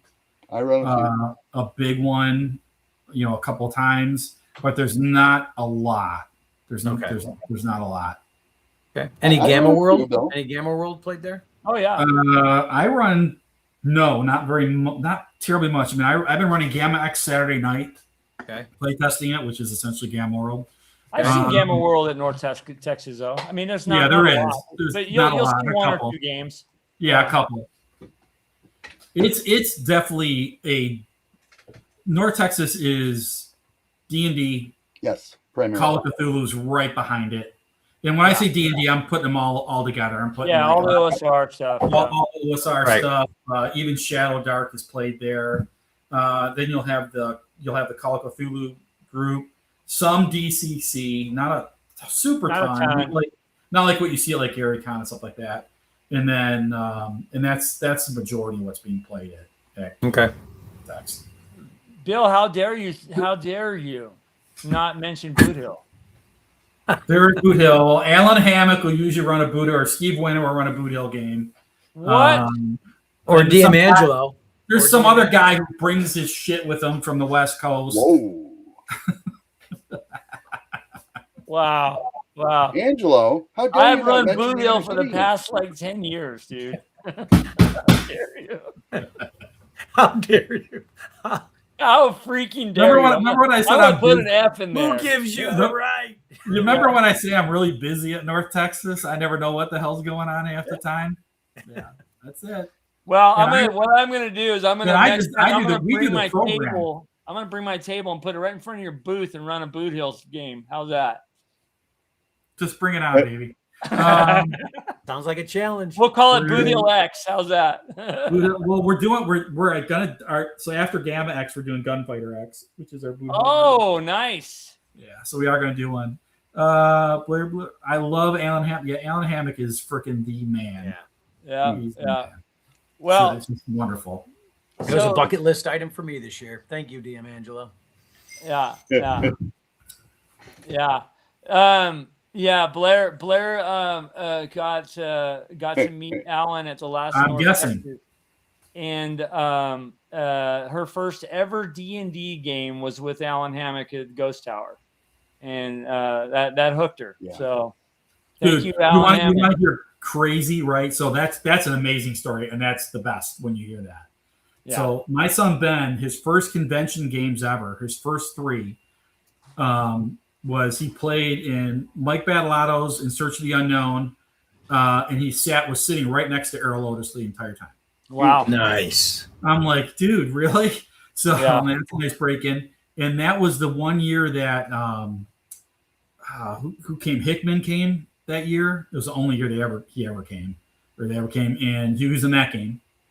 So all in the same convention. He was like, 16 years old, and he's playing with like all the legends, and then he played in Dave Cook game. So it was like all the legends of gaming. I'm like, dude, you have no idea. People like are 60 years old and have never had a chance to do that. So, Bill, have you ever had Errol Otis do any artwork for you? Any cover artwork? We have not. We talked to Errol a little while back. So, look, we absolutely. I would kill to have Errol do something for us. Yeah, 100%. But it's never worked out, and it's a lot of times it's a timing thing. Sure. Errol's extremely busy. Right. So, and it's just, you can get who you can get. So, based on your project. So it's just never worked out. I mean, like, would I love to have Errol do something for us? 1,000%. I mean, the Holmes thing would probably be like right up his alley, but I don't know. It's one of those things we have to see how it goes. I've talked to him a lot. I talk to him every year. You sit down and have a meal with him, but it's never come down to that. So I would imagine it's equally that, and also him wanting to be involved in the project. Right? 100%. At his level, okay. Oh, he's super selective, and he should be, right, and that's fair. It's 100% fair. Like I said, it's we have a pretty good stable of artists at Pacesetter. We're really happy. We've had most of these guys been working on for at least 10 years, if not 15 years. So, but it's just like I said, it's hard to make things work out sometimes because these guys are extremely busy. It's not their job. Most of them, it's not their job anymore. They're retired or whatever else. Right. Right. It's just it's a thing, like I said, we're so fortunate to have Darlene do stuff for us, and I'm over the moon. Right. I mean, she's been doing work for us for probably about 5 years now. It's just nice. Really fantastic. Yeah. Oh yeah. She's the queen of the hobby as far as I'm concerned, man. She's just she's wonderful ever. So all you people out there, sometimes you want to meet your idols in the gaming industry. So believe me, sometimes you don't. And you can talk to me off air, or the people who I would advise you not to meet. So I won't say it right here, but there are some people you really want to meet. That guy. I know. But Darlene is not one of them. Alan Hammock is one. You just absolutely lovely people. Dave Cook is absolutely fantastic. Awesome. Just Dennis Astaire, just amazing. I don't know. There's just some guys that are just absolutely beyond. Steve Marsh, amazing. Steve Sullivan. These are just great people, and I've known a lot of them. I've known for a long time. So I'm biased. Yeah, I know he is. I mean, he's just awesome. Awesome. And frankly, folks, don't wait. If you're at a show and they're at the show, oh my God, make the time. In North Texas, like especially the small country, but you go to North Texas, you can. These guys, they will absolutely stop and talk to you as much as you want. Yeah. Diesel is there. They'll talk to you as much as you want. Go sit with them. Go down for breakfast. I tell everyone who goes to North Texas, get your ass up in the morning, go downstairs and have breakfast. You could absolutely sit with one of the legends and have breakfast with them. I mean, they're always down there. A lot of these guys are, they're still early risers. Zeb is down there every morning first thing. Like we have Starbucks or breakfast, all the time at convention. So because I'm early. He's an early guy. So breakfast for me, it's a given, right, Chris? Yeah. 7 o'clock. Big I'm breakfast. usually still up at that time. Yeah. 2 Bloody Marys. I got to get ready for the day. If Errol's at North Texas, he's always up super early in the morning too. Yeah, no, it's a great. They're great opportunities, and you can talk to them. Unlike you go to bigger conventions, a lot of times you can't get anywhere near some of these guys because they're just the convention has them jobbed out or whatever. So North Texas not like that. It's the best con. It really is. It really is. What's the best edition and what's the best adventure module? Because all of us want to know. We all know that answer. Yeah, well, I mean, first edition is the best. And Village of Hommlet is the best module ever written. You chased Greg out already, you see? Yeah, Greg's gone. No, I'm not. I'm just walking across the room, putting stuff back. Okay. Steven, you were talking about the trading cards, right? For AD&D. Oh, there you go. Oh, wait. Let me zoom in on that. Greg was smelling something. Are you licking it or are you smelling it? Hey, you might want to take care of what you're smelling because you don't know where it's been. Those senses I saw you smelling my module earlier. You don't know where I wiped that. So, Greg, Steven, you were talking about the cards, right? The trading cards, dude. I love. Yeah, they're there. I love those things, man. I sometimes will pull out the some of the cards and use them as props for various adventures and stuff. I don't know. I think it's so cool. Wow, dude. Should we pull out some more old D&D books and smell them? Let me see. I'm in. I'm up for it. Everyone grab a book. Everyone grab a book. Well, I mean, should we wind down? We've been at it for 2. Okay, yeah, you guys are ready. I love everybody just starts reaching for stuff. I love it. It's early. Well, Bill, I'll say, dude, thanks for coming on and really good luck on the on this Kickstarter. Let me see from when we started. Yeah, you guys have been funded, which is great. 121 backers, 25. You got me tonight. Thank you, Greg. No, I really appreciate it, Angelo. Thanks for having me on. And I think Ben, I know, again, we had a kind of a family issue tonight back up in Michigan. So I know Ben wants to jump on the show. He'll be definitely a better ambassador than me for this. And you need to have him on because you got to get some youth in here, all us old fogies on this show. I'm telling you what. Yeah. Is Ben going to be with you at North Texas? Oh, yeah. Nice. Yeah. He's always there. Yeah. Ben's always, so I've been to everyone. So fortunate to have gone to every single North Texas. And then Ben has been at all of them since he was he's 28 now. And I think his first year he was 16, the first year he went. So he's been to 11 or 12 in a row now. Nice. So it's our thing, man. We just can't miss it. We consider it's like our home convention. I mean, it's just can't not be there. So yeah, it's just awesome. And again, Angelo, thank you for having me and talking. Yeah, of course. And we're gonna, and me, I'll come on here and talk about whatever you want. Yeah. I mean, it's we want to get you back here I know you were on one of the round tables before where we talked about some stuff. We'll do that again. We'll do some other stuff. Oh yeah. I definitely want to. We want to make sure that we get out the name for as much as we can. Talk more about pace setters. You guys are doing great stuff, and for years now, I have so much of your stuff over there on my shelf and ran. We were talking about Hommlet earlier. I do recommend getting that. I think it's called the Cairns of the It's you can't get it on a standalone. Well, you can if you go to drive-thru. You can get the PDF on drive-thru. It's called People can go on there. Kurt's Cairn of the Moat House. But the only way you're going to get it in print is going to get this thing called Classic Adventures. Yeah, and it's got 4 of those that we did all in one book, and that you can still get pacesettergames.com. So that's not print on demand for but you can get the PDF. I know for some of the smaller adventures, right? I think the individual ones you can get them on drive-thru. We use kind of as like a we don't have everything that we do on drive-thru. We kind of use it for our out of print stuff or some of our smaller titles that we don't carry anymore. That kind of thing. They're not even on our website. They're only on drive-thru. So you can pick up those. A lot of our TSR stuff that we do is our fun stuff, our little side projects, I guess you'd call it. But although some of they're pretty major. You got 2 big hardcovers now with Borderland and then Search of the Unknown. Get a hardcover for that one too.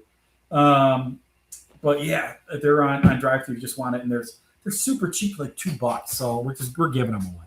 Just go get it and go get it and kill some PCs. That's what it's all about. Right.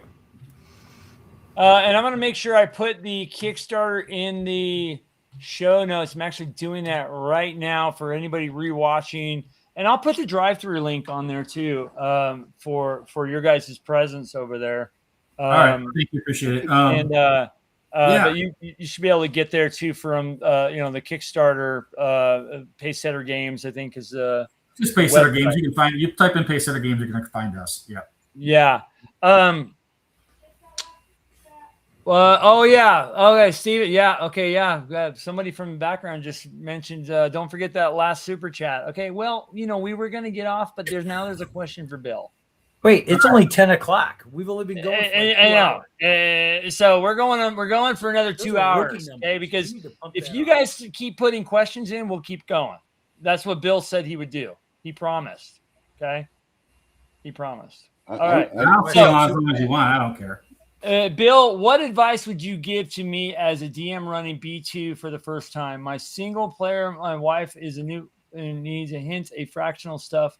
Any help, please? I think you asked this, didn't you? I think we asked it in a different form. Did it bounce back? So that's what I would again. I don't mind repeating. Maybe he didn't hear the first time. Yeah, I think that's a similar question. But go ahead.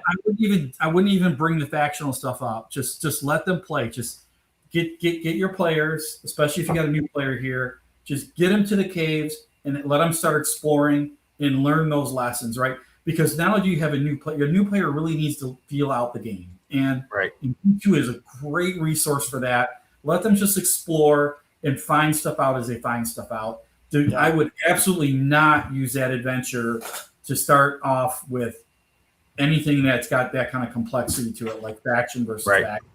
If it comes up, it comes up. But I would avoid it and just let them experience the game. Let them experience Bree Yark for the first time. I mean, just you got to do it. Just let them fall in traps. Let them do things, and don't get. As a GM, we always feel like we have to entertain all the time, right? Like, man, constantly just keep them going. No, when you got a pre-written adventure, let that pre-written adventure work its magic, because it will, just by them playing.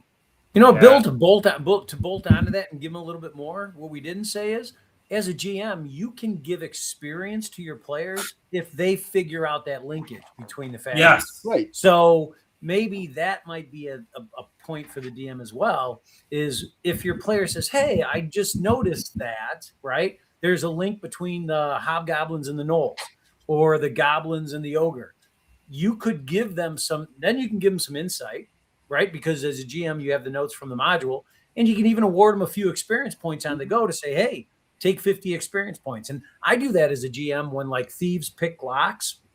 They actually use a skill and they do it successfully. I'll hand them 50 experience points. I'll hand them 100 experience points. That is absolutely. It should always happen. Someone's asking what rule set I use most of. So it's a tough question to answer. For the last 2 years, we've been honestly running Dungeon X at everything at all the conventions. We haven't even told people that's what we're running. We just tell them we're running BX. We've actually been running Dungeon X for almost everything. Wow.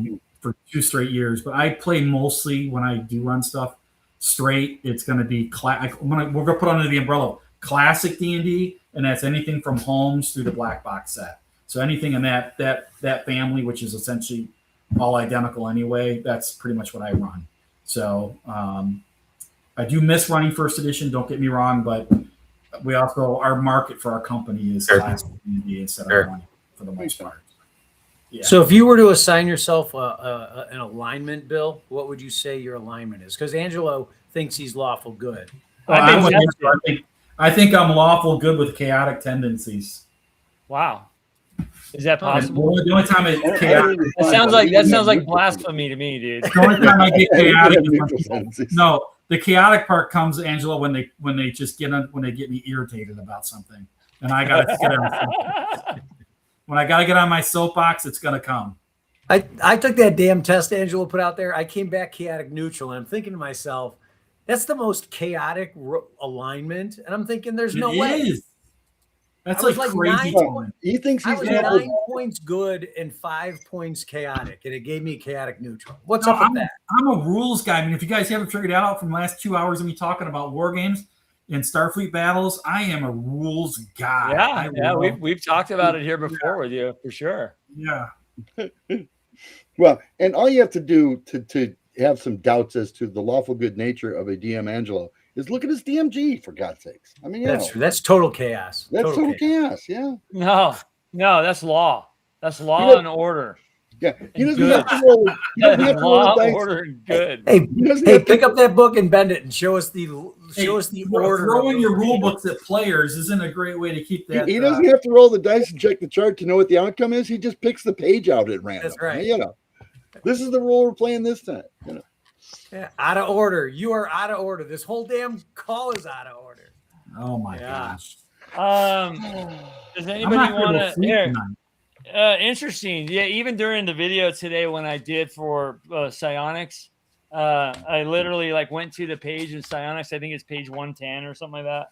I pulled it out and that was one of the pages that wasn't attached. Now everything's not attached because I just did have a drop here. No, it wasn't 110. I don't know what page it was. Something like that. Ballpark. But anyways, I just pulled the page out, and I think I called out Dan. I said, "Yeah, I'm doing this to you." Yeah. Angelo, next time you're out, bring the book. We'll run it through the binder. Oh, yeah, here it is. So let me give you guys a little sample of the video there. So everybody, turn to page 76, and yes, I am going to fold this. And I'm like, well, why fold it when I can just pull the damn page out? Oh. You're going right to hell. Do not pass go. Do not collect 200. That's so lawful of you. That is lawful. Yeah. Okay. Yeah. That is dedication. That is law it's just and the order. Definition of lawful yet unfamiliar. So Angelo, I tell you, when you do get Ben on the show, you're going to get that 1E, better part of the 1E, because Ben ran 1E for the first 3 or 4 years of his D&D existence. I love it. For his group, they played 1E. Good man. 20 for years. Yeah, there was a test that was Gary approved. I think I'll send it to you. You've probably seen it online somewhere, Bill. But yeah, I ended up being lawful good, and I knew that going in. I've claimed it without even being tested. You know what I mean? Dude, I did 12 or not 12. I did 8.5 years in the 3rd Ranger Battalion, United States Army. I'm lawful good. There ain't no. That's what I'm talking about. Yeah, there's no getting around it. Yeah. Super chat, DM Greg, you are a legend. Thank you. Wow. Who is that? That is our buddy from across the lake, Shepperton Studios. By the way, I'm humbled. Yeah, you're the best, man. I'm not that good. Somebody's just said, oh, so DMRX says just hole punch it like the expert book and sell ring binders. Yeah. That's awesome. I don't know, man. That drives me crazy. I think if I did that with this book, then it would mess up it would explode. It would mess up the smell that I have going on with it. Jeez. There's always more tidy bowl. Don't worry. Yeah. Whole bunch of Steven, so true. Nobody gets more worked up about psionics than people who don't use them. Yeah, Steven. That's true. Steven. Well, I got a player in my current my Greyhawk campaign that rolled psionics, and I'll tell you, it's been a long time. We're talking decades. And honestly, as a GM, it's given me the ability to warn him that every time you use psionics, there's a whole different plane out there that is paying attention and searching for psionics, right? So I've warned him. I said, I'm going to roll dice every time you use it to see if you attract a psionic using creature. An intellect devourer. Oh, those are nasty. Yes, those are. Yeah. I mean, that's a rust monster on steroids. Or on psionics, at least. Yeah. I steroids. So I love that. I love that whole mechanic. And I'm going to tell you how much we loved it. We did the necromancer character. You could be a necromancer in Dungeon X, by the way. So they have an innate ability to detect undead. Okay. It makes sense. Every single minute, but they can detect undead. It's an ability they have. The problem is they rolled their detect undead. Use percentage dice to make the roll if they detect them or not. But the opposite end of the spectrum is undead. When they do that, the undead can detect them back. Yes. So it's just, but the necromancer wouldn't know that. So yeah, I just love that. I love being able to turn things on its head like that. Right. It's just a fun way to do things. Did you do And that? isn't it? Okay. That's some of the best things about role-playing games, right? Like D&D and others, is you're not bound and you're not constricted by the rules of, Law and Order. You can introduce new concepts, but honestly, they're still grounded in physics, right? You still, yeah. So Angelo, that particular item. Okay. This is one of my black books of I got to get to it one day. And on page. Here's a secret. Everyone record this. Push record. It's here somewhere. Let me find it. Is a complete rewrite of Temple of Elemental Evil. Oh my God. Yeah. So because I never liked T1 through 4. Yeah, a lot of people don't like it. I really? Like it for the. No, I never cared for it. Yeah. I bought Village of Hommlet when it came out at Michigan. I think it was Michigan. Might have been. Whenever it came out, Michigan or WinterCon. Because TSR used to, back in the 70s, they would do their big display at Michigan WinterCon too, at convention, just like Gen Con. And they would release stuff there. And Village of Hommlet got released at that time frame. I think it was Michigan, so it would have been in June of that year. And I loved it. I bought it. I ran Village of Hommlet. It's one of my favorite modules ever. We waited for 5 years for the sequel to come out, and it came out, and I was so and I know I was not alone. We were very disappointed in what in our heads. We built up something very different, right? And you're talking about the Temple of Elemental Evil, right? Yes, and in our heads we built up something very different with Temple of Elemental Evil, and that was not bad. Okay. I mean, I ran Temple of Elemental Evil within the last 3 years, and I'll tell you, as GMs, whoever want to run that, if you want to run the evil faction the right way, when they start chasing the PCs out, just the one guy who has a magical item called Darren's Instant Fortress, the best way to kill a party, throw it and yell and speak the magical word to make it turn into a fortress, and it lands on top of them. I totally took out half the party. I threw Darren's Instant Fortress, and it opened up and crushed them all. It was fantastic. I don't want to say it's not a great product, because it is a very good product. It just wasn't what I wanted out of it. Like if you had named something else, I think I would probably like it a lot more than I do. I guess that's I want to put it. And apparently DMRX is on board with me. So what did DMRX say? I'm with you, Bill. I was so I think I erased his comment. Yeah. No, I'm just joking. I'll give you my opinion on Temple of Elemental Evil in 3 million words or less. Okay, so Temple of Elemental Evil is flawed. It is flawed in many, it's a mega dungeon where a lot of it, the way it's played, and it's really on the DM the reason why it's flawed, because if my solution for it is if you have your PCs go there for a specific goal, not just go bumbling around, then you give them a reason to go into it and a reason to be there. There you go. Nice. There you go. Not the reprint. That is not the reprint. I love it. What do you got there? Oh, you wrote it. Whoa. I did not write in it. Someone else? That's Frank Menser. Yeah. Nice. On 2014. Yeah. Let Frank sign it for me. Yeah. This is my original copy. Love them. And I've known Frank for 35 years. I'm not disparaging for him. So Yeah. But I think it is. I think it is kind of a bumbly event. Not to discredit anybody, but I think it's flawed in many ways. But it is a good mega dungeon. Now, the way I run it is I have my PCs or my party or the hook that goes into it. Why they're there for a very specific reason. You know what I mean? Not just to bumble around and bump around and figure stuff out. It's more of you're there to do a certain mission, and it kind of works. For me, it has worked in the past. So that's just like I don't think it's a bad adventure. I don't. I think it's a lot of redeeming qualities to it. I think it's a good adventure. I don't think it's a sequel to Village of Hommlet.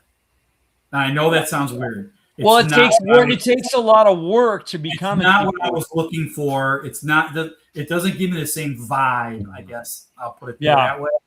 Is the way Village of Hommlet is. Village of Hommlet gives me a totally different vibe than this thing does. Right. Well, but to the point of it being written, it's historic, right? Of course, old, and this is why it has to be part of your collection, right? Whether you love it, like it, don't. It has to be part of your collection because it represents that era and that time where TSR and D&D was just it was a cult. Did the Smell it. Fall out? Smell it, Angelo. Fold it over. Hey, did you color that? Wait. Did he color that? Dude. Oh, blasphemy. Jesus Christ. I think we hit all those areas, didn't we? Yeah. Good thing they had a cleric along that had a good command spell. Now, in all fairness, though, for those of you who can't get one of those copies, you can get the reprint at drive-through, and it's a pretty solid reprint. Is it a good one? Solid copy. I did. I do have a reprint copy, and they're pretty good. The only thing I don't like, you can't pull the you can't do map out. So some of the pods. It's a good reprint, though. It is. Yeah. Some of the pods on drive-through are really nice, and some of them you just wonder. It's like, oh my god, you want me to send you a copy to scan? What is going on here? Yeah, Village of Hommlet is crap. It's total crap. It's awful. Yeah. It's awful. I don't see how you could play Village of Hommlet without a removable cover. Yeah. Yeah, I think to go back to T1 through 4, you're right. There is it's definitely it takes a lot of work if you're going to flow into that. I think it really does. And it takes, you don't just go there like knowing. I mean, there's factions involved. We were talking about B2. There's a lot of things that are happening within that are important to. I think important to know kind of before you're going in. And that's why when I run that whole arc, I introduce some of these factions before they even get found in the build. If you played it as is, you find them. Yeah. What's that? Village of Hommlet. Yeah, it's been done. Village of Hommlet. Yeah. That's yeah. But anyways, that's how I do it. But whatever. Yeah. So, there are cats fighting out there. Yeah, Dash is. Okay. Speaking of Village of Hommlet, since we haven't really talked about it very much, I do want to say that, and this is a shameless plug about the DM and Friends, which is this channel that's actually doing the live stream, which is we're almost about ready to hit 5,000 subscribers, and that's huge, dude. What I want to do. When we're 250 away, which at the rate of how many subs people have been subscribing, it's going to be in 2 weeks, maybe less. So as a token of appreciation, there's going to be a live stream that I do when we do hit that. And like I said, the last one, I have a copy that's sealed of the Goodman Games Temple of Elemental Evil. This guy right here, the big book. That's huge. Yeah, beefy. It's got the 1E version, and then I think it's the 5E. 5E. Good stuff. Anyways, it is. So nice I'll do a drawing that night, and I don't know how the hell I'm going to do it. Probably just tell everybody, like, put the word squirrel in the chat and you're entered in the drawing. I don't know. Well, or you can I'll probably say, hey, everybody, put in, what's the best version of Dungeons and Dragons ever made in eternity in the chat, and you're entered for the drawing. You know what I mean? So that would be like the first edition, obviously. So we can we'll figure out how that works. But anyways, as a token of appreciation, we'll be giving this away. I'll ship it to you. Very nice, Angelo. That's awesome. It's going to be a lot of fun. Get a $2 super chat from Shepperton Studios. Can we accept that when? Okay, here we go. I love it. I sold almost. Okay, poor Orc Child said I sold all my modules some time ago because of divorce. Dude, I'm so sorry to hear that, man. That sucks. But now he can buy them again. Yeah, that's good. Poor Orc Child, let me know if there's any modules you need, and I probably have extra copies. Hey, Angelo, send him the 2 that I won that you never shipped to me. Send him those 2. Okay. Yeah, let me know, Pork. You know how to get a hold of me. DMRX says Dark Hommlet. Yeah, that's what I call my campaign, is Hommlet Dark. And the reason why is because it kind of goes back to Verbabonk Dark, Greyhawk Dark. It kills a lot of clerics. Yeah. Over and over.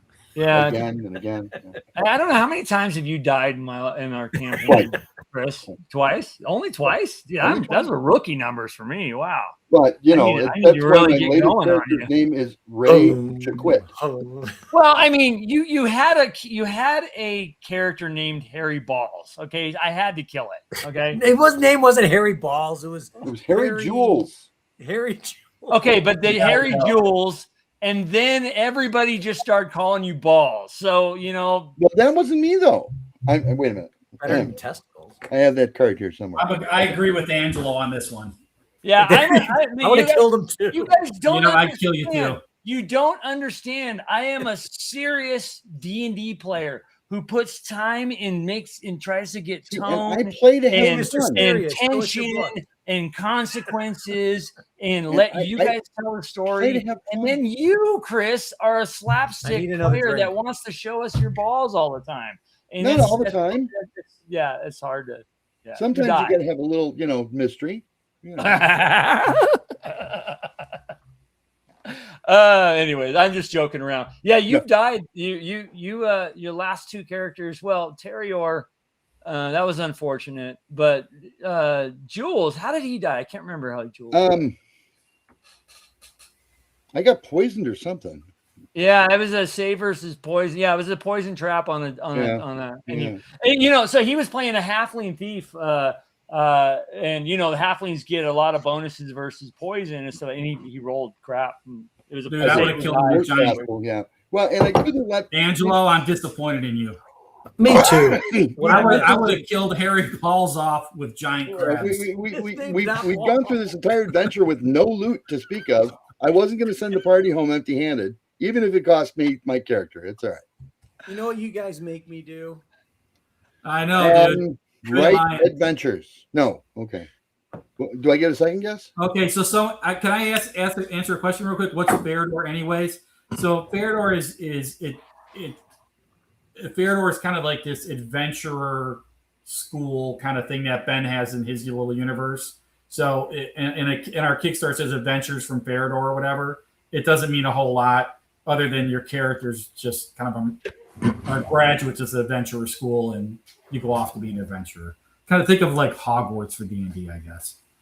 Were you answering Shepperton's question? Yeah, I'm making a bigger deal of it than I should, but yeah, Shepperton had a super chat or something. Yeah, let's answer his question. Yeah. He asked, and then he asked a second. Yeah, I was just texting him back 1 second, but he asked the question a little further back, and he says, "Can we accept when Wizards of the Coast took over, it died?" Can we accept? I think I know what you mean, but I. So I'm as old school gets.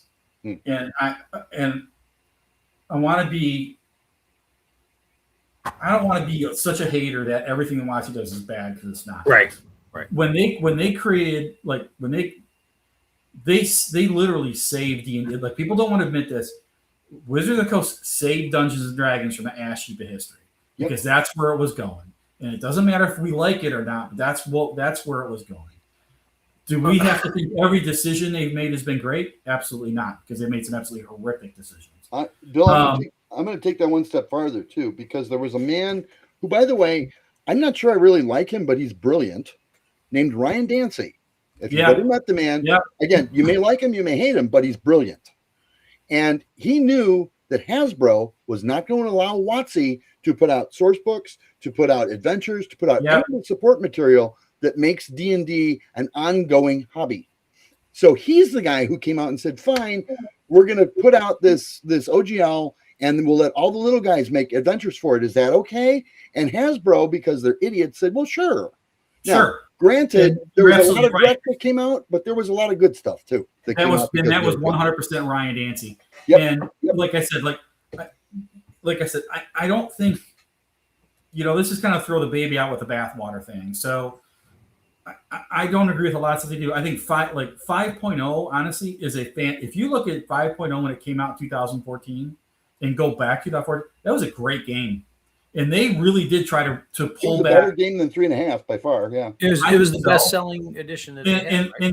and they really did. If you think back in 2014, they really did try to shake hands of old school players. They hired like Wolfgang Bauer to write their first adventure. Steve Winter came in and was writing stuff for them. They did reach out. Tales of the Yawning Portal, which people want to say, well, what the hell is that? That's old. That's all 1E adventure modules in a hardcover. It is a great freaking book, and they did some amazing stuff in there. So 2014 D&D, the first 4 or 5 years, fantastic. Yeah, I playtested it. I was on the playtest for D&D. Yeah. I thought it was great. Fantastic. Look, and then WotC their culture changed in the company. Yep. A lot of things. And it all went downhill. It's not. I would agree 100%. What you have today is different than it was in 2014. Very different. Now, is this new guy coming in? What's his name? Dan Ayub. Yeah. Is he going to try and pull back and get? I think they're too far. I don't think they'll. I don't know that they can. I don't know if you can get rid of. Like, they brought so many people into that company that are culture warriors. I don't know that you can save that company. And I don't want to get into what side is what side. I don't care. But the problem is they've injected it into the game and into the community to such a huge degree that it has made things bad. And it's fractured their own people who play the game. So yeah, Wizards has done a lot of dumb things.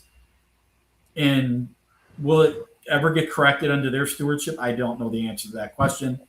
I think it's a hard thing to dig out of, to be honest. I do. So that's why it's embedded in their culture. It's embedded in their culture. So, Bill, it really is. It's a cultural thing. It's in the game and it's in the print, but it's also more vividly. It's in the imagery. It's in the publication. It's all of it. It's in the culture. Yeah. Where it's in the art. It's in the way they present. It's the wording. So how do you cleanse that? It's the post. And I talked about that, like when the OGL debacle hit. I was on a number of podcasts, and I talked 2023 about that, about the culture that they brought people in to try and give them, quote unquote, diversity of culture in the company.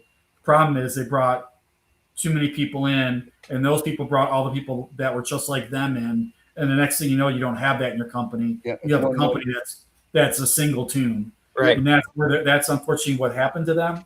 But you can fix all that next spring and back Dungeon X, and there you go. There you go. That's the way. That's the best. Well, and I'll go as far as saying, we all got friends in there that they brought up on stage at Gen Con and or that are working on these projects, and my fingers crossed for that. But it's a very big hole to dig out of. And this is the other thing I want to say about that. It looked like a smoke screen to me, because I know for a fact those people are not going to have creative. What's the word I want to look at? Liberties. the creative God, what am I trying to say? Creative freedom to do what they want with Greyhawk. So okay, with Dark Sun, and it's funny that you said that about Dark Sun being. Why put an MA on it? What are you guys going to like really try to go, swing the pendulum all the way to the south where now you're offending, everybody, you know what I mean? Like, I'm sure they think it's a marketing ploy, like getting an R rating on your movie, Yeah. It's like, what are you talking about? If you don't need it, then why are you doing it? Yeah, so, now you want to make it. Your knowledge of marketing in the games industry is that deep. Yeah, it really is. Hey, Angelo, Dreg had a comment. Can you pull his comment up? He had one where he was talking about D&D and the brand. Can you just pop that up and then Bill, go ahead. I want to comment. No, I just want to bounce back. So the reason I kind of brought up like when 5.0 came out in 2014 and what they were trying to, the culture they were trying to, or just the aesthetic they were building for the game, they did one thing and then it feels like they loosied us with the football 5 years later. How much trust do I really believe that they're not doing the exact same thing right now? Oh, I saying we're bringing these old schooler guys in. Yeah, but I doubt they're going to have creative freedom though. I don't know how much they're going to have either, Angelo. I agree. So for me, this is a it's a wait and see. It's a wait and see. It is. I think part of it is they're trying to reclaim some of the IP too. Yeah. You have to prove it to me over a long course of time. And I don't know. I agree with Angelo in a way. I don't know that we're ever getting out of that with that. Right. Because I can't wait for somebody to give. Okay, look, I've said it down here before, but I sat with Luke for 3 hours at a bar talking about his excitement in Greyhawk and what was going to be happening and what he was hoping and all that stuff. But you know what? To me, and I hate to say that, it sounds like a dang pipe dream because my fingers crossed for that because I know he'd be a great person to do that. But yeah, let's see if the people that are actually making decisions behind the scenes or allow that, that grittiness or that. Dude, they already proved it with 5.5. They changed all the genders on all the leaders. Like now instead of Wilfred, the Viscount of Verberbonk, it's Wilfra. Like, what is the actual logic behind that? Do you know what I mean? Like, what is the reason? And that's me on a rampage. Like, and we know what that is. And you know what I mean? But that to me, and then you see the Greyhawk logo. Now it's purple and, all flamey and whatever. Okay. Maybe that's just me being an old fart. I don't know. But you know what I'm talking about. I know. Like, I know. And I hope, because we have friends over there that are being thrown on this pedestal to create all this stuff, but I just cannot wait to see what the board of directors come back and say, no, you can't put, cannibalistic hobbits in you know what I'm saying? Like slavery. What is that? I mean, that's the basis of freaking Greyhawk. Like that is one of the big evils we fight against. Yeah. You know what I mean? Like, I don't know. I hope I even made sense there, but no. And Angelo, you share the same thought structure as many old school OGL gamers and GMs do, which is why would a company go to the extent of changing existing data, right? I'll call it data, right? It could be gender, it could be race, it could be anything. Yeah. Cana, whatever you want to call it. Look, why change existing stuff? Why not modify the future? If you want to prove a point, I mean, like when I run games, I have in Feriandi, I have a female cleric who heads the church. Okay. I didn't have to have a female cleric, but I chose to, right? You can choose to make the future different.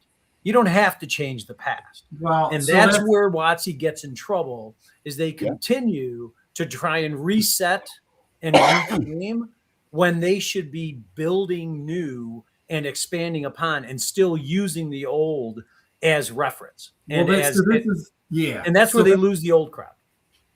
And that's my whole thing is I don't know that company has enough creative talent to build new without going back and changing the old. damaging the old to get Damaging. there. And that's the problem that they have. They've had this problem for a long time. You know, I mean, and look, I'm trying to be nice. I'm just trying not to be what I really want to say about a lot of this stuff. But their abject hatred of anyone who played D&D prior to 1990. It's just not necessary. It was insane that anyone thought that would be a good forget that they did it. But the whole why is always got to be important. It's like, do you think all those theater kids out there that you think are spending money on your game, when I guarantee you they're not the ones spending money on your game, you should be courting all the time? Because I guarantee you, if you look at the Democrats who actually buy your books, it's not those people. It just never is, and it never has been. And you know, that's why they hit all these numbers with 5.5 coming out. And because, you know, why even have to do a 5.5? Well, because their numbers were collapsing. Because, you know, they just decided that the people with the money were the people that they were going to kick in the nuts. Right. And Harry Jules. As Chris would say. And Angelo, I think Shepard just did a $10 super chat. And just, you know, that's what they decided to do. And it was just, I don't know, incredibly short-sighted, right? Right. Let's throw all not necessary away and chase these customers over here. Right. Well, you know, whoever told you chase those customers, I don't know, because those people don't have any money to spend. That is the weirdest thing, because you know what, I know that I'm not alone in this, and I see the chats here, you guys. I know I'm not alone with this, but once that was said from whoever the hell that was over at Hasbro or WotC, I swore. And I'm Italian. I usually keep my swears. I swore that I'd never give them a dime ever in my life, ever again. You know what I mean? You know, I might buy something from RPG auctions that somebody else paid, but I'm not giving them crap. You know what I mean? And I know I'm not alone in that. And so it's a big hole to dig out of, dude. Big hole to dig out of.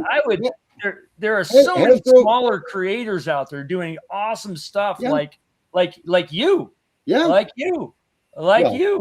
More him, you know what I mean? Like it was. Why give to somebody that actually hates people that were there from the inception of stuff? If you're tempted to put your politics in your products, just don't. Why do you ever want to alienate some portion of your product base? Right.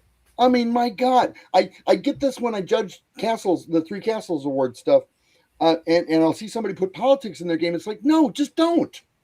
Who cares? Yeah. You know, it's not part of your game. It's just you wanting to vent a little bit. Vent on your time, not on your company's time, because it's never going to be good for your company. Whether I agree with you or don't makes no difference at all. 100%. Right.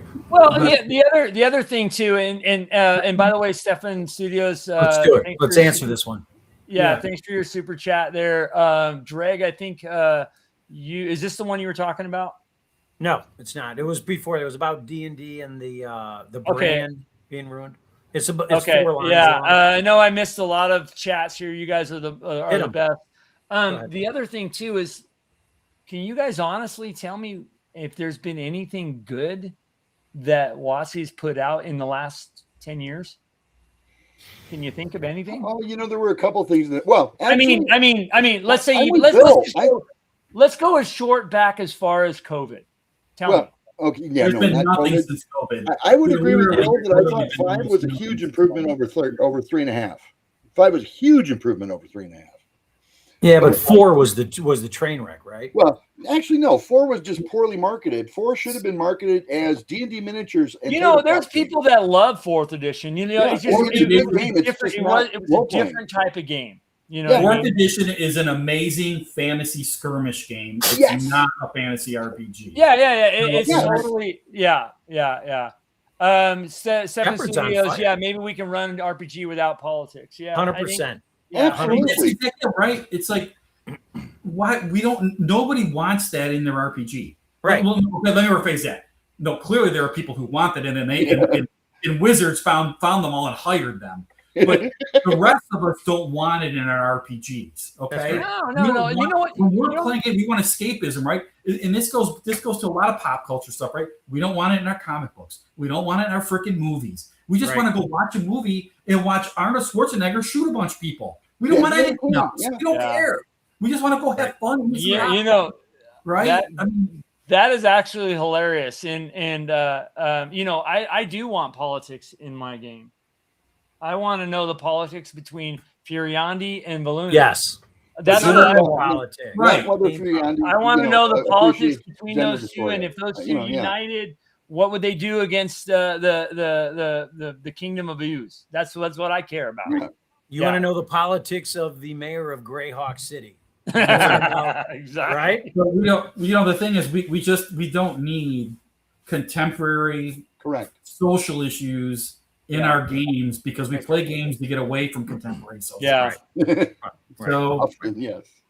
You know, it's interesting. You know, I ran my monthly game last week, and there's a couple folks at the table that are completely different political opinions, which is welcome for conversation, as long as it can be civil. After the game, we hung out, had a couple drinks. We're just hanging out after, and we got on the subject of certain political things and ideologies and opinions, and it's not just any one focus.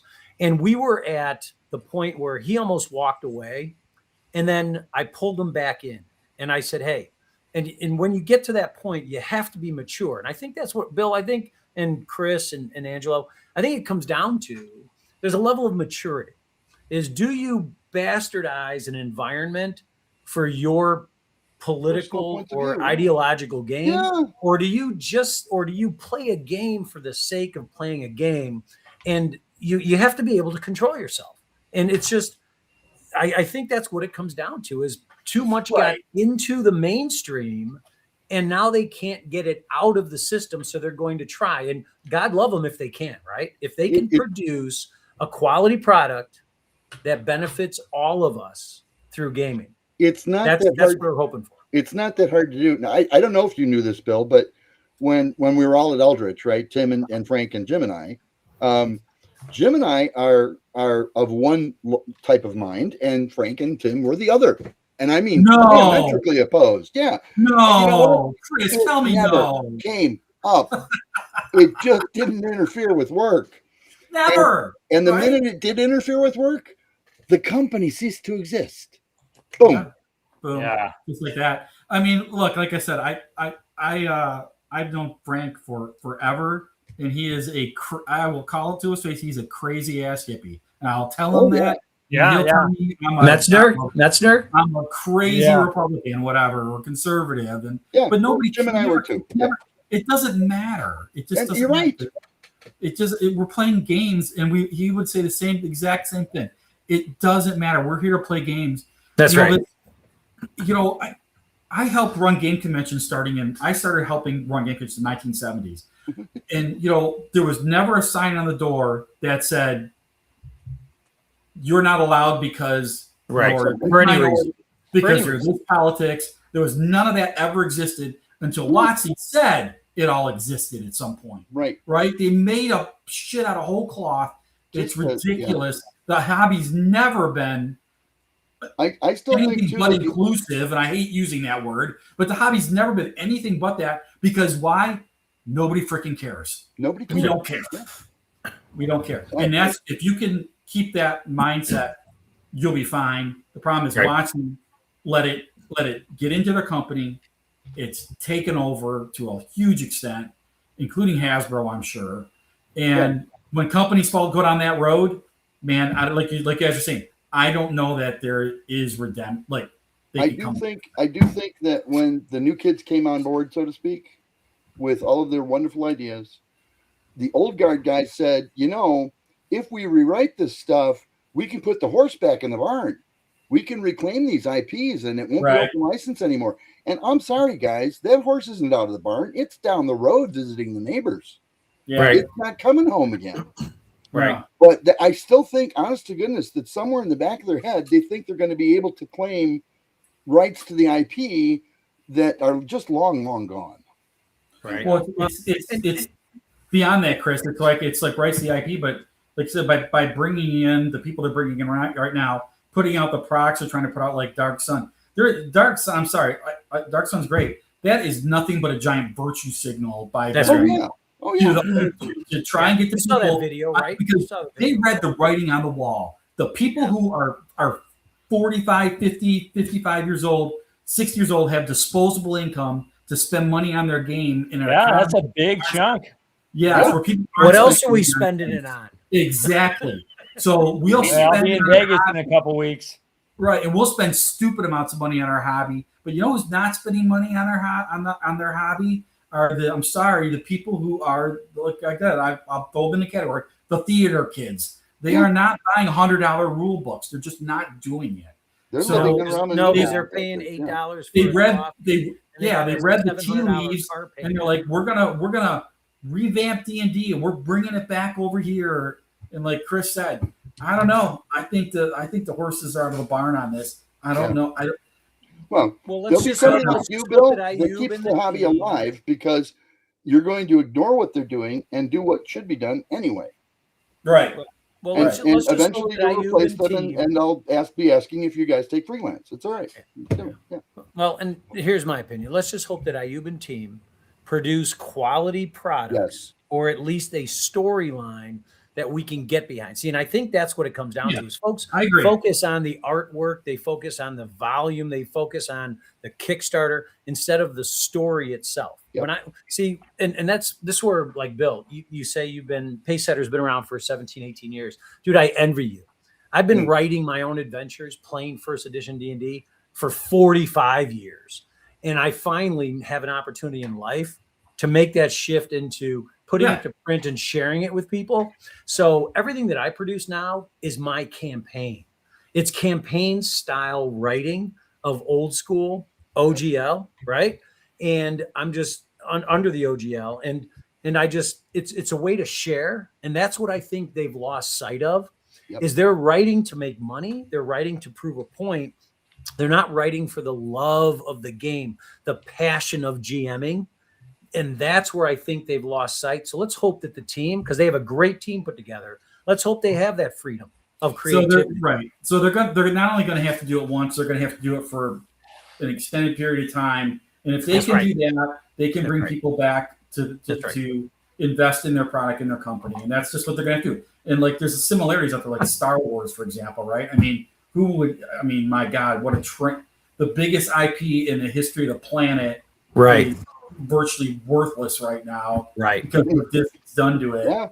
And the only way they're not going to fix it by one movie, they're going to need to make 3 movies. They're going to need to make a couple of series. That's the only way people are going to come back to it, because they're going to. You can't show me once. You're going to have to show me long term. Right. And I love what you said, Greg, about like your campaign, because that's exactly how Pacesetter started. Our first 5 years were my campaign stuff that I wrote 45 years ago. Nice. Exact same way. Exact same. Yeah. That's exact. That stuff is stuff that I wrote in the 80s, and that's from the heart. And see, that's the thing that we love the game. That's right. Pure love the game. Yeah, that's right. Which is what WotC needs to, which is what WotC has to recapture. That's correct. By getting the people that they're getting, the Joe Mangelos who absolutely love Dungeons and Dragons, Luke Gygax, whatever, people who love this game. They can't get enough of those kinds of people. The problem is they gotta let them go, and they gotta let them go. You gotta give them the freedom to do. Let them go for years. Yeah. And you have to believe that some of those writers and some of those folks, the creative minds that are, I'm just going to use the word disjointed, and I mean they're not aligned with that philosophy that you just said, Bill, which I agree with. If you have to believe that they can find that creative energy by just shifting their position a little bit, right? They're in the role because they're writing modules and adventures because they love writing or they love gaming. It's just that their focus is off. If they can refocus and build off tradition instead of hating tradition, right? And despising what was there and trying to change it, they could build from that. I mean, there's so much there. And I have no issue with them taking something and saying, hey, this was a great idea. This was a great module. Like, I think someone posted up the chain a little bit. Dwellers of the, I don't know what it was, but Dwellers of the Forbidden City, I saw came across the screen like 30 comments back. And it was funny. It caught my eye because we're like I said, we do a hardcover sequel TSR book every year in conjunction with RPG Market on Facebook. And we've done Keeper of the Borderlands, Borderland Legendarium, and then Legacy of the Unknown, which is In Search of the Unknown. Yep. This year we're doing Dwellers of the Forbidden City. So we're doing Legacy of the Forbidden City. If they can get people who love stuff that way and do take their old material and make it better, they should do that, right? That's right. I don't have any issue with them taking an old product and say, hey, we got some really cool ideas to expand this, do a sequel, whatever. Go for it. You don't need to say the people back then were this, that, and this. It's insane that anyone would do that to their own IP. It just absolutely drives me. It'd be like me slamming like our first 5 years. Oh, our first 5 years were all crap, and we were all a bunch of, some sort of ist or whatever. It's like, what? Why would anyone do that? It's so nonsensical. So I hopefully that they will pick up from that and they will move forward. I mean, we'll see. We'll see. Well, I know we love what he's about to do, and I'm there for it. So let's just see what happens. Right. You brought up a really good point a little ways back, and not to beat a dead horse, but it really, and somebody also said it in the comments. This is we play this game because we love it, and Amen. B, because it's kind of an escapism of our 9-to-5 job. For somebody like me, I work a 9-to-5 job. I have a job that pays my mortgage. You know what I mean? Like, and then I have a second job, which is, being a Greyhawk, nerd and a first edition, the best version of D&D ever, lover. Right. So, you're a lover, all right, honey. Lover, yeah. So there's an escapism there, right? So I want to play a game, and I don't want to be preached at. Just like I want to go to a movie, and I want to be freaking entertained. I don't want I don't want a lecture about how freaking horrible I am, or my ancestors were, or it's not your ancestors, it's you, but yeah. You know what I mean? Like, no, I want to be entertained. I want to see Arnold Schwarzenegger do what he does, and it's funny because I have a buddy who's in, he's in LA. I'm not in LA anymore, but obviously when you're in LA, you learn you meet a lot of people that, anyway, I have some friends that are high up there in the director class with movies. And it's funny. One of them is very, very different in politically than I am, but he came to me and he's like, dude, what happened to Hollywood? Why are we being preached at so much? And he's sick of it. You know what I mean? You go to movies because you want to be entertained, not be lectured at. It's the same thing, and it's a huge culture thing. It's the same thing with games. Well, we don't want to be lectured at, and I feel that they hit that pillar, and that's a tough one to get away. You got to fire everyone and start from scratch. Well, see, that's ingrained in the corporation, in the company. That's true. Once the culture warriors, and I know people don't necessarily love that term, but once those people get ingrained into a company, right? I've seen it happen everywhere. It's literally almost like infiltration. Okay, once they get into a company and they start expanding, because again, I'll say this: I've done a lot in like my real life job as a construction, and we did large multi-billion-dollar projects with other corporations. So I've seen that world. It wasn't my work, but I've seen a lot of it. And once you see people get into those places, what people do is they hire people. They start hiring people that are like themselves. That's when people hire. Who won't disagree with them. HR people hire people. They don't always hire the best person for the job. They hire a person they sometimes 100%. And I'm sorry, when you get this world that we're in right now, where you have this kind of this divide, I guess you would say, you've got people that they don't care. They are going to. That's just what they're going to do. And the next thing you know, your company is full of, Yeah. the same people, same Well, mindset. it becomes with a mindset, and that mindset becomes, sorry, we're not. They're the first ones to start calling it, well, it's toxic. It's like, you might want to look in the mirror. Right? Well, I mean, it's a big problem in Hollywood, and Hollywood's finding it out because their pocketbooks are getting small. You know what I mean? Oh, well, Hollywood's in disintegrating. Yeah, right? I mean, and I mentioned that about my buddy who came at me, and he's right there, like, dude, they're gonna. This was years ago. This is gonna really flip around the other way because money talks, and if you're not making money, that's true. I mean? And has Wizard of the Coast made any money lately? No. Well, it's a direct result of their policies and what's going on. Real quick, dude, this guy is on fire. I've been a DM since '85, and I've been a video game designer since 1999. That's awesome, dude. Wizard of the Coast folks don't care about the game, the experience we've all shared. It's money. There's no love. There's no understanding of RPG. That's it. Well put. So I be careful about saying Wizards isn't making money. Wizards of the Coast is making a shit ton of money. Dungeons and Dragons is not making a shit ton of money. Okay, well, there you go. Yeah, I mean, Wizards of the Coast. Yeah, I mean, what's floating in is Magic. I mean, realistically. Magic just makes stupid money. Yeah. So, yeah.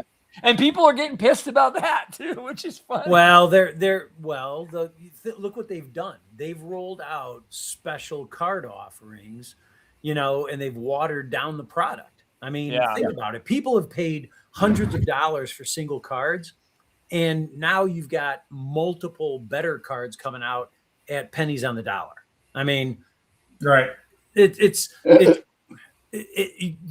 comment by Shepard is 100% correct. It's driven by, you say money, but I think what he means is greed, right? And greed isn't necessarily bad. What was that? What was the movie? Wall Street, right? Wall Street. Yeah. Greed is good, right? However, I don't think they're delivering the amount of revenue that the company needs to bolster its stock price, and that's what they keep looking at. That's it, 100%. Now, there were a lot of comments in the question. There were a lot of comments about orcs, and I'm just going to say, yes, that is what an orc should look like, right there. No way, dude. That's not a pig face orc. That is an orc. Okay, bring that up. Let's go. I'm sure he is. Where is he? Is that a pig face orc? Okay. And the tusks. Okay, yeah, you got it right. That is a pig faced orc. Hey, you got it right. What's that on the wall back there? Oh, okay. I'm sorry. Okay. I like it. This is a great conversation, guys. I mean, between the comments and your contributions, dude, I'm blown away. You guys are awesome. Bill, again, I'm honored. Chris, I've seen you before. I missed you today. Is your yard flooded? No. Mine is. My yard is a big hill, dude. I'm on top of it, not on the bottom. It's okay. Dude. We would not go fishing today, though. No, we wouldn't. It's Hey, Shepard's back with 5. Did I show you this? Bill, Wizards of the Coast are making money, but they're losing fans. I don't doubt that, and that's probably why. Right? So now they're in a I don't know if they're in a death spiral, but they're in a spiral, right? Because Wizards now has to do with Magic. They, like you said, they diluted that product line, and now they're doing all this. They have to do all their what's it called? They're doing all their sombrero, different things like Transformers and whatever else Magic, right? They're not just, it's not just in their own realm. They're doing all kinds of Universe Beyond, right? Avatar, Marvel Universe, and I'm going to tell you, I succumbed to it. I just bought a Hobbit box of Magic cards because The Hobbit is my favorite book of all time. That's right. All time. All time. And I'm like, you know what? I want to get some of these cards because I want to check it out. It looks cool as shit. So I'll drop $30 or $40 and check it out. And it's actually pretty cool, but because I like The Hobbit, not for anything else. but they've right. So I think what the problem is that they're diluting their product and they're blowing the universe beyond so much. Like they can't get out of it now, right? They can't stop because there's no way back. There's no way back. They started making money off that. Now they have to continually make that money, or their shareholders are going to get pissy. So now they're pissing. They're in a problem, right? Piss fans off. So Shepard's 100% right. So they're willing to risk pissing fans off more than their shareholders right now. So until that flips, that's just going to continue the way it is. Well, and Bill, there probably have some majority shareholders that are disappointed. So it's not that they don't want to pit. So that's the driving force. However, it is corporate America. You have to reward the shareholders. Yep. The problem is we're in an industry which is not like, hey, we don't sell washing machines. My cell phone signal went out. Oh my gosh, what am I going to do? It's my game system is not compatible with my ideology, my lifestyle, fun, right, and fantasy. It's not compatible with fun and fantasy. Where your cell phone, it'll just turn it off, turn it back on, it'll work, right? Exactly. And you can't do that with yeah, that's correct. Right. Yeah, exactly. No, I had that conversation with Ryan's partner. Yeah, the nice guy who I like a whole bunch and is a good friend, or was a good friend of Gary's. But and I can't. Peter. I had the conversation with Peter. I said, Peter, we're not selling wash machines. What we sell are dreams. That's right. Fantasy. It's emotion. Completely different curve for supply and demand. Yeah. And it's not about how much, it's not about how cheap, it's about the content tripping the trigger of the fan base. That's right. And so do your best to understand what those triggers are first, and then make the best thing you're ever going to do the very next thing you do. Always. Yeah. Always. Someone wrote Hitchhiker's Guide to the Galaxy, my favorite book. One of my best friends growing up, that was his favorite book. Right. Yeah. That was an excellent book too. Yes. Yeah. Hey, I had a thought I didn't want to forget. I know that we're late in the show, but I think it was Shepard who had asked a question earlier about the Temple of Elemental Evil. Remember, we were on that subject. There was some conversation, or at least questions in the chat about the Temple of Elemental Evil, and I just wanted to plug real quick. On YouTube, under Greyhawk Adventures audiobooks, there's 6 of them. One of them is the Temple of Elemental Evil. I highly recommend, as a GM, listen to that before you run the game. It's totally insightful, and it's an awesome 10-hour listen. It's you talking about the book? No, I'm talking the audiobook on YouTube. The audiobook, the novel that was written.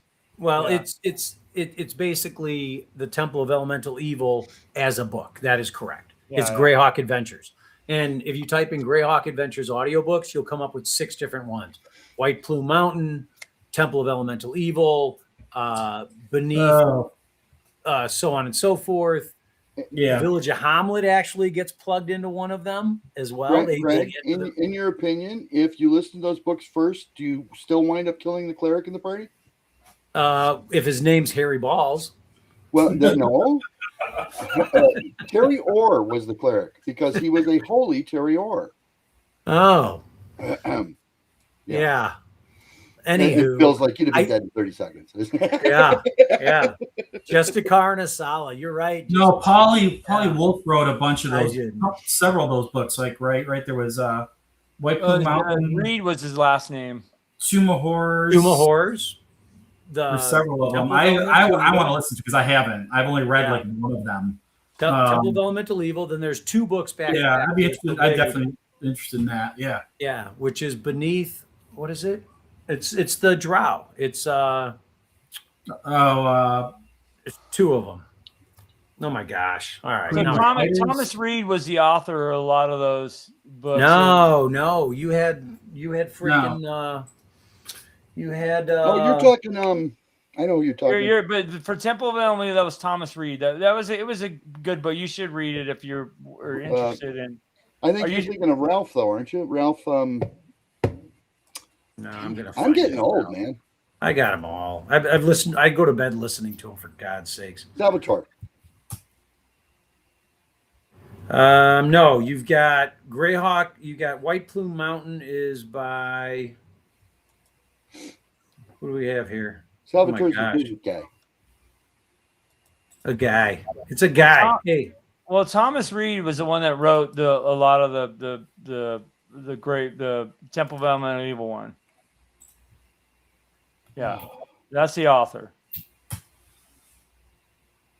And then there was Paul Kidd. It's Pauly Kidd now, but yeah, Pauly Kidd. There you go. Yeah. Paul Kidd wrote the ones with the Justicar and if I'm not mistaken. Borderlands. The other one is the Borderlands. Borderlands. That's it. Yeah.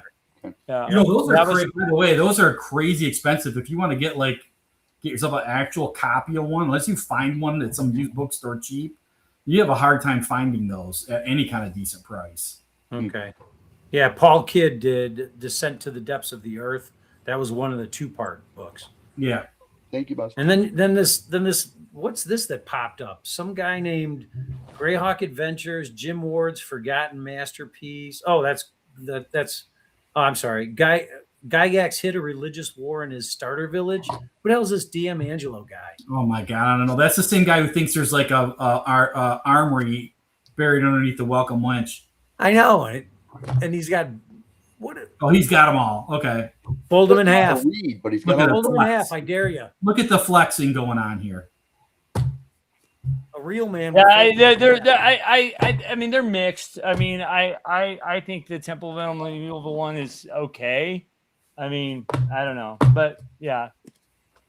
The audio books are just so easy, though. You can sit and they're narrated well, and I guess that's the piece. And besides, someone posted up in here. I think it was Valimir. It's freaking. You've got Justicar and a Scala on most of them. They're fantastic. They're just well done. But I always wonder, how does Justicar, and I mean, she's a pixie. I don't understand. No, she's not Justicar. She's a Scala. She's not a pixie. Justicar is the ranger. She's not a pixie. Well, whatever she is. What is she then?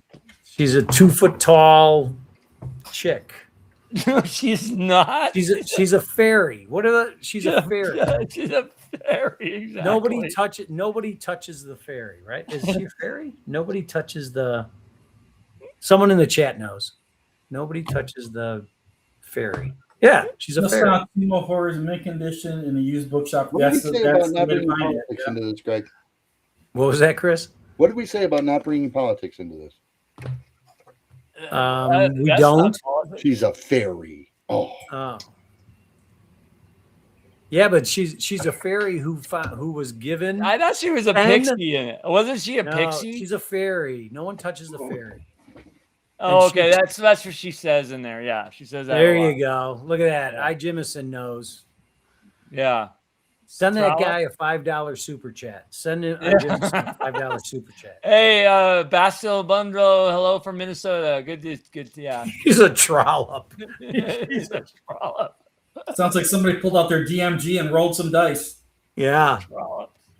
A trollop. Yeah. Gary's harlot table. Yeah, I really like the and I'm actually rereading the Saga of the Old City right now, and then this will be the next one. This is number 2. I like the Gary novels, the Greyhawk Adventure, Gore the Rogue novels. I don't know. I think these were fun. I think these were fun. They were right. Fun. They were fun, and it gave you a really interesting perspective on the game, on the dungeon, and the kind of You can use it as tie-ins and stuff. Yeah, but Escala. Well, we lost Chris. Where'd he go? I mean, it's probably a good thing, right? Bill might think so. He's not his target audience. Yeah. Well, the other thing I wanted to say is Sly Pimp. Okay. Tavern Girls of the Hearts of Gold. Yes. The other thing I was going to say is, Greg, so you have something, and we got we still got a lot of people on here. And I want to say you got something coming out pretty soon. So I'm going to bring up this QR code for your next module coming out. And I don't know if you have a date yet, but you guys go on there and scan this and get notified for when he goes live with it. This is Cradle of Skulls, which is part 2 of your module series. So, and we'll talk more about this on another episode, but go on there and get notified. Somebody just scanned it. Yeah. And how many people you have on your list so far now? Well, with that one scan, now I might have 127. So that was me. So Thanks, you're at 127 with me. Thanks, Bill. Awesome. Dude, I'm blessed. Let's put it that way. I mean, I'm always into old school stuff. You know, Bill, it's like I said, right? For the last 40 years, I've been running games, first edition, writing my own stuff, recording it on paper, on graph paper. I've got stacks. And now I'm at a point in life where I'm putting it into print. And you know what? So far, the feedback has been good. I'm hoping to get more. If Stephen Clement's still on, I would love to have him review it. I saw his review today of his second edition module. Dude's awesome. He's a hack. Yeah, he's a hack. He's a hack. Point is, no, thanks. I appreciate you putting it up. Your channel's been awesome and very supportive. And realistically, it's the labor of love. There's no doubt about it. I mean, this next one is going to be so much more than the first, but there it is. Smell that. This is the first right here. So part 2 is coming. Beautiful. Smell it, Angelo. Love it. And I believe that is a stylized image of Greg on the cover. The guy with the axe? Oh, yeah, him too. No, I'm sorry. Of course, the guy with the... Oh, yeah. Thanks, I appreciate it. But, it's that. Oh. Now, one thing to update everyone on is with that next release, I did just make the call. I'm expanding the half-page character sheets to be a full page with image in the module. So it extends it from 36 to 40 pages. And I'm not changing the price. I'm keeping the price the same. So there's little things along the way. Plus, you can print those off with single sheets. I'm offering those. I'm offering those at 130-pound paper stock as an additional. There's 8-player characters, and I'm offering them right now. I think the price is $10. So you're paying a little over $1 for a hard stock ready master copy. Yeah, so I know. Either use it. Costs more than that. Yeah. So I'm really thinning out the margins because again, I don't. It's just me. Right. It's the business is me and I want to share the love and it sounds weird. I know it's not cliche, but I just love this game, man. I just love first edition. I love gaming. And I can't wait. I can't wait to meet all you guys. I mean, North Texas is going to be a blast. North Texas is going to be a blast. It always is. I I'm just pissed off. I waited 40 years to get to this point. Well, and that's what I would say to anyone in the audience. If you got a wild hair and you want to pull it, just get out there and write, man. Get out there and print. Ask people. I'll be more than happy to share with you what I've learned along the way, because there's so many ins and outs. But I can tell you what not to do. Nah, you have told me what not to do, and I did it. So real quick, DM Doom. Yes, you've discovered the DM and friends. Welcome and thanks for being on. I want to try a real quick experiment with you. Do you guys all have dice handy? I do. Yeah, I can get D1. I need a D100. No. That I don't have. I need a 2D10. Come on, stop getting technical here. You just need to get percentile, right? I'm looking. I got him. I'm not seeing. I can roll this twice. 73. Okay, you got him. All right. Yeah, let's get some D. Yeah, okay. So I'm gonna go to page 124 of this beautiful copy of the DMG. Yeah. Is that a foldable copy? And it just so happens to be my foldable copy. See that, guys? Foldable copy. Look at that. Bill, why don't you roll a D100 right now? Okay, so I'm gonna use these dice, which are my original Holmes percentile dice from like 1970. Oh shoot! Look at So this. once they start rolling, they might take a while. Teacher's pet.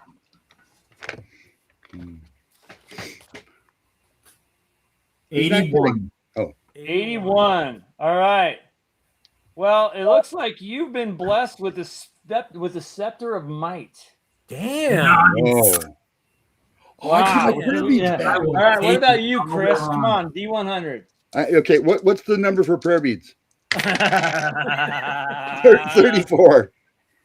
34. Well, it just so happens that you are, I don't even know how to pronounce this, Curat's Quill, which I know is a weird magic It's one of those tokens. It's a token. Yeah, it's one of those.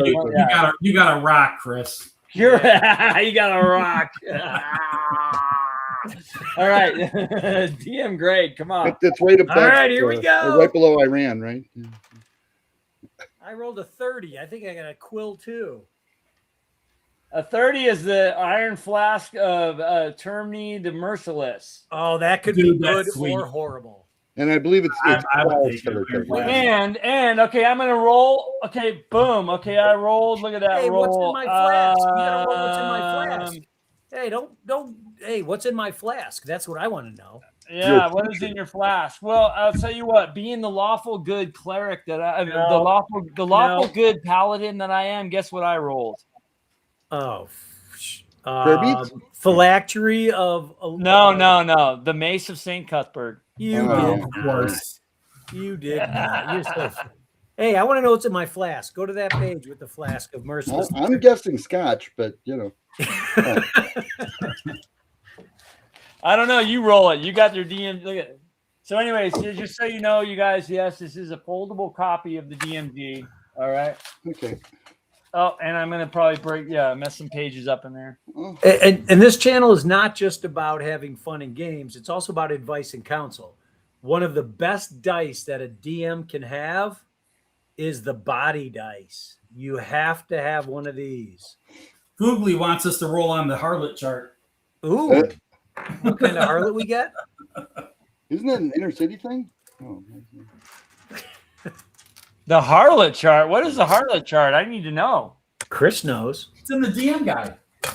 The harlot chart? Yeah. It's Where? in Hommlet. You don't know about the brothel in Hommlet? There's an armory under it. It's in the DM guide. It's one of Gary's famous charts.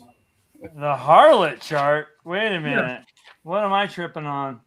I don't know. Maybe I call it something different. I'm guessing it's a mix, but you know. Here's my non-foldable player's copy. Fugly, tell me what page that's on, because I'm unfamiliar. That's very strange. I know where it's at on the page. I just don't know where it's at. In the first half of the book, for sure. The harlot chart? Wait a minute. wonder why there's a disclaimer on these copies. Oh, I got a question too for that. Yes. This version is not in bad shape. It's, you know, I have one of these too. It's, you know, just because. Yeah, that's the wrong one. All right, let's see here. A harlot chart. What the hell? I think he sent you on. I think he sent you on a. Yeah. And you guys got me looking, and I know this thing back. I've never seen a harlot chart. Try 192 under C. Okay, city and you're talking about the encounters. Okay. Yeah. Okay. Oh, you had us rolling for artifacts and relics, Angelo. Yeah. You didn't say that. Wait a minute. Well, yeah, because then you would have changed your. Oh, you're right. Yeah. Okay, it's in the encounter. So roll percentile dice again. All right, everybody, roll percentage. I gotta get my dice back. I just put my dice away. Oh. Hey, but you know what I will say? I will say that location die is really cool. I actually have one too, and I use it in Boodle, which is really awesome. All right, I got a 73, which is a wanton wench. Good for you. What page is it on? It's on 192. I totally, yeah, dude. That totally like. I got it. So if you just want to tell me, I need to use that. And there's also a drunk chart too, which is awesome. All right, I rolled a 57. What'd I get, Bill? 57. You got a saucy tart. Yes, I did. I like saucy tarts. Dude, there's a couple of them that are much better though. Now, I rolled an 03, which in this book is Angel Face. No, you got a slovenly troll. Yeah, that's not slovenly. It's Wendy. Oh no. Hey, watch it. What? No, she had Angelo, you got to roll for your trolls in paladin. her last campaign. Okay, I got to roll too. Okay, roll for your paladin and see who he meets up with. Okay, let me see. Okay, I rolled a. Which hitter? No. Yeah, I guess I rolled a double lot. No, you didn't. Oh, that's a rich panderer. That's boring. That's boring. Well, I also got psionic, so that's true. You got a psionic rich panderer. A 76 to 85 is an expensive doxy. I like the saucy tart. I know, saucy tart's great. That's actually 26 to 35 is a cheap trollop. Do they even have well-to-do MILF on the chart? They do not. Well, then what good is the chart? Come on now. Can you say MILF on this channel without getting demonetized? Not anymore. What? Pretty good. Hey, Chris. Yeah. You can get a wealthy procurious though. That's close. All right, I'll give you that as a stretch. Oh man. Nutty. Total nutty. 42, yeah. Where are my dice at? What the hell happened here? Well, I found my backup dice. You know. You did? Okay. Well, there you go. Yeah. That's a couple. No, you're There's even some one-siders in here. That body die is There's like some one-sider dice for when you have no chance at all. You know. Yes. Yeah. Rolls nothing. Well, it always rolls 1, but yeah. Well, if I had a 19 Constitution, it has to be a 2. But Angelo, you're right, man. That body here's the one with no pips on it, so that would be always a 0. Yeah. Yep. That's the any little thing like Bill, you were talking about the advantage disadvantage. Like that body die. I'll use that as a GM in a game just to get a little more immersive. Right? It doesn't break the game. It just gives the GM a little opportunity to say, you know what, I'm going to roll this. But you also need it if there's a sword of sharpness or a vorpal blade around. You have to have a body gun. Or they're wearing a coat of iron, right? Where we use it a lot is in the tournament at LongCon, because LongCon, we kind of run our tournament there differently. They really like me to run the players don't play as a group; they play individually, and it's kind of a gold grab. They're just going through the dungeon trying to get as much gold as they can. Nice. And after a bunch of after we run it like 3 or 4 rounds, and the top 3 players get prizes. So, but we use advantage. We give them, because they're only single players running through like dungeon encounters. Like I give them like 3 advantage uses per dungeon, so they can tell me when they're going to use it. And like if they're in a really bad, if they're fighting something that they're probably going to lose against. That's a good time for them to use their advantage roll. So okay, how we use it. I think I'm going to take you up on that challenge, Bill. I'm going to try and write a individual adventure. I think, I wrote a companion module for this next release. Yeah, and I couldn't stop writing the damn thing. I'm at 20 pages, and it's done at 20 pages. It's solid, right? But it's a companion module at 20 pages. How do you price that out? Right? Because you're trying to sell a module at $25-$30. That's your main module. You got a companion module. How do you do that for $15? Well, it's almost there's no margins. But I think I'm going to try and I think I'm going to start a series. I'm going to use the characters within these modules because everything's going to align. I think I'm going to try and write like a fighter's challenge, right? Yeah. Or a cleric's challenge. I think I'm going to try and do that and start adding those in. I think it might work. That's a good idea. I love writing solo adventures. They're, it's real immersive, I think, as a writer to do something like that. And again, I like challenging myself sometimes too, and that they're a good challenge. And again, like I said, there's a big, once you start laying it out and do all the technical aspects of it, it becomes that becomes a nightmare. Right. But yeah, that's of arms. Good night, poor Childs. He's leaving. He's bouncing. Yeah. So. Yeah. See you later, buddy. It's fun. I think I'm going to pumpkin soon too, to be honest with you, Angelo. No, you can't, man. We're on a roll. So I did find I'm looking for my dice. I don't even know what the hell happened, dude. No, Are they I'm foldable? telling you dice along with the rest of this loot. So, but I did find, it's funny, and I hate this. You look for something, and then you find the thing that you were looking for 5 hours ago. It So, sounds like my garage. yeah. So these are I bought these from Amazon, and these are the corner pieces that you can get from. You know, you can get those from True Value too. Hey, shh! I'm telling a story. Okay, I'm sorry. Okay. So these are those pieces. Amazon. That's where I got them. Don't do it. Don't do it. Look at this. So everybody Can't see how I'm buying those. get your DMG, even if it's mint. Okay. Even if And it's a beat it mint with a copy. hammer. Yeah. And get your hammer and put them on the corners here. Don't do it. And just Have do a it. few beers I first, mean, and just get the 4 not a button real hammer. DM until you stamp your DMG. That's right. Yeah, Get the there ones you that go. taking the dents out of the old Model T. You know, bam. Well, No, don't say it. Don't say it. yeah. So did your dice go to the con without you? Dude, I have no idea. I'm like totally tripping. Mine are just in a bag still somewhere from Egg. Well, what do you guys say? Should we wrap up? I think we're good. so. I need to get back to work on things and try and get it done tonight. Well, you guys, you didn't say nothing about my Gary miniature. yeah, I love your Gary miniature. Ponytail and everything. Awesome. I love it. I didn't put the label on for the book yet. It's going to be a player's handbook. That was given to me by Edwin Sallenberger. So. You know what's cool about these streams, Angelo? Your Saturday night gatherings is that we just kind of kick back and we talk about anything and everything. Yeah. Well, I was going to say Greg was what was cool, but okay, Oh. that works too. Yeah, you know. Don't be jealous. What do you think about that guy? Dude, you know what that is? Yeah, that's good. That looking. is an Osiris warrior.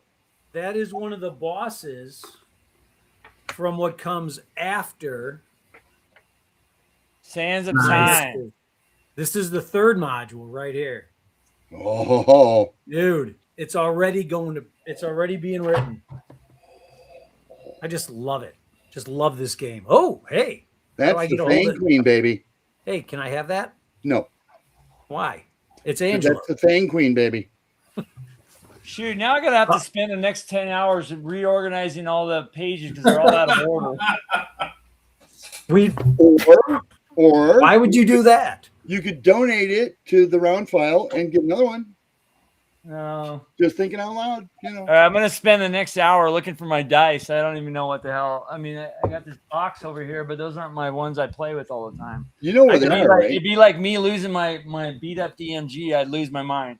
I think you need to thank Bill, Angelo. I think you need to thank Bill for hanging in there with Well, us that's crazy. true. That's true. Yeah. Well, I was gonna get there if you guys would shut up, but you won't. Yeah, it's only almost 1 o'clock in the morning here on the East Coast.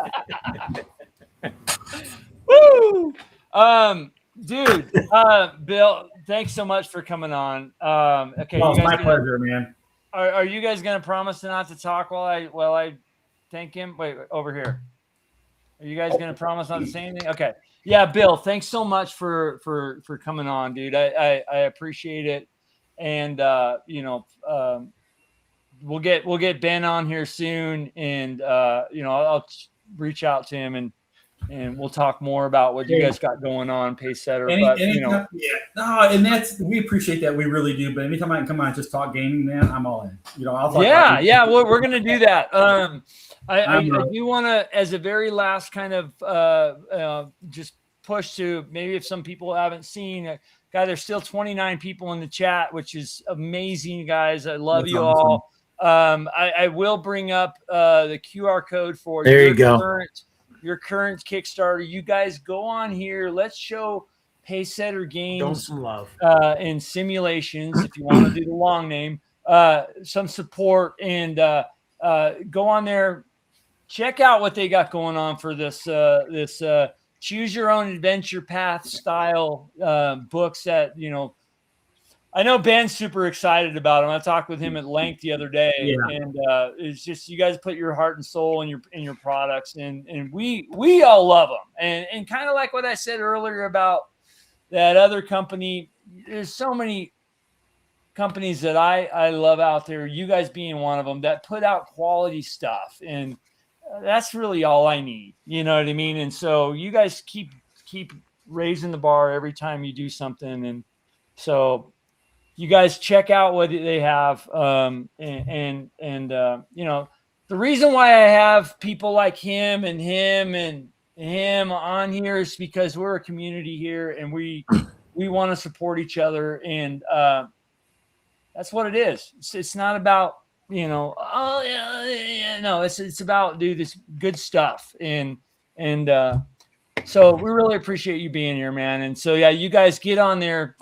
Let's show Pacesetter some support. And by the way, our prayers go out to your family. And thank you. And definitely, man, we love and appreciate you. And not only because of what you do for the gaming community, but just, you know, you're pretty cool dude. So you're getting carried away now. I think you've had too much to drink.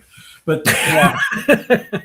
Well, I mean, I know you on a personal level, and it's you know. I appreciate it. No, I really do. And like I said, I will come on your show anytime to talk. I don't need to talk a single thing about Pacesetter. I talk about games because you guys know I love games. It's just, it is what it is. I love this hobby of ours. I love our community. And anytime I can talk D&D, I'm talking D&D. It's just a blast. And I got to roll on the harlot table tonight. I mean, my God. I forgot about that, man. Hey, so I'm proud, but yeah, thanks so much to everyone who has backed by the project art. We really appreciate it.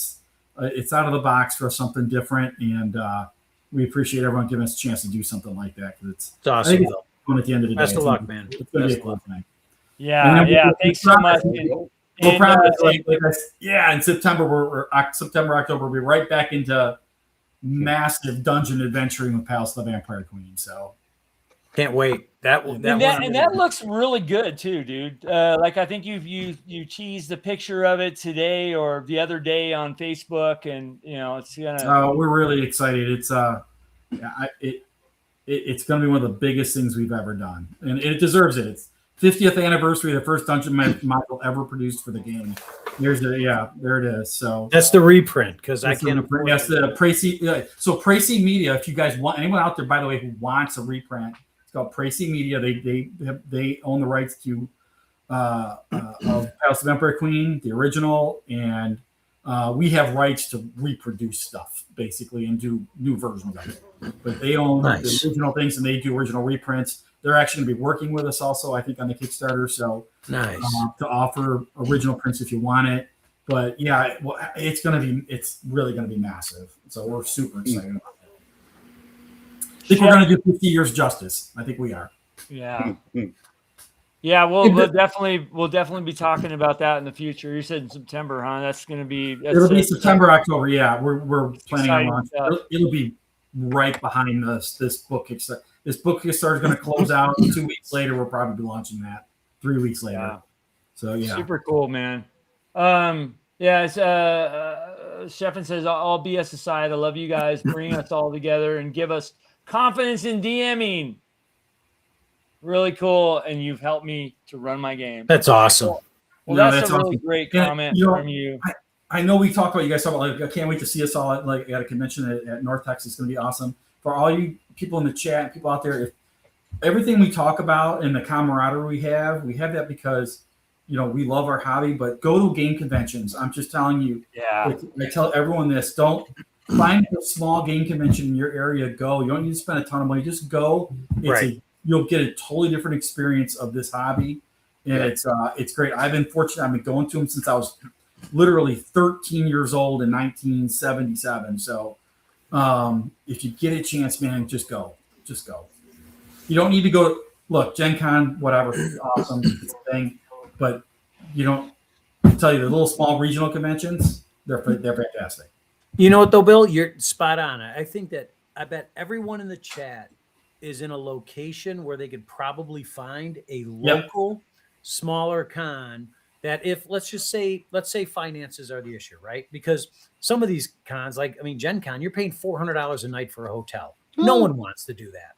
Okay. If you're lucky. You can find local, smaller sized cons that focus on your gaming needs, right? Your genre, if you will. Yeah. And you don't have to spend the night. If you're within an hour and a half, you can make that drive in, get there early, fuel up, spend the entire day and drive home, and just go for one day. You don't have to go for 3 or 4 days. Yep. And you're right, Bill, you're 100% right.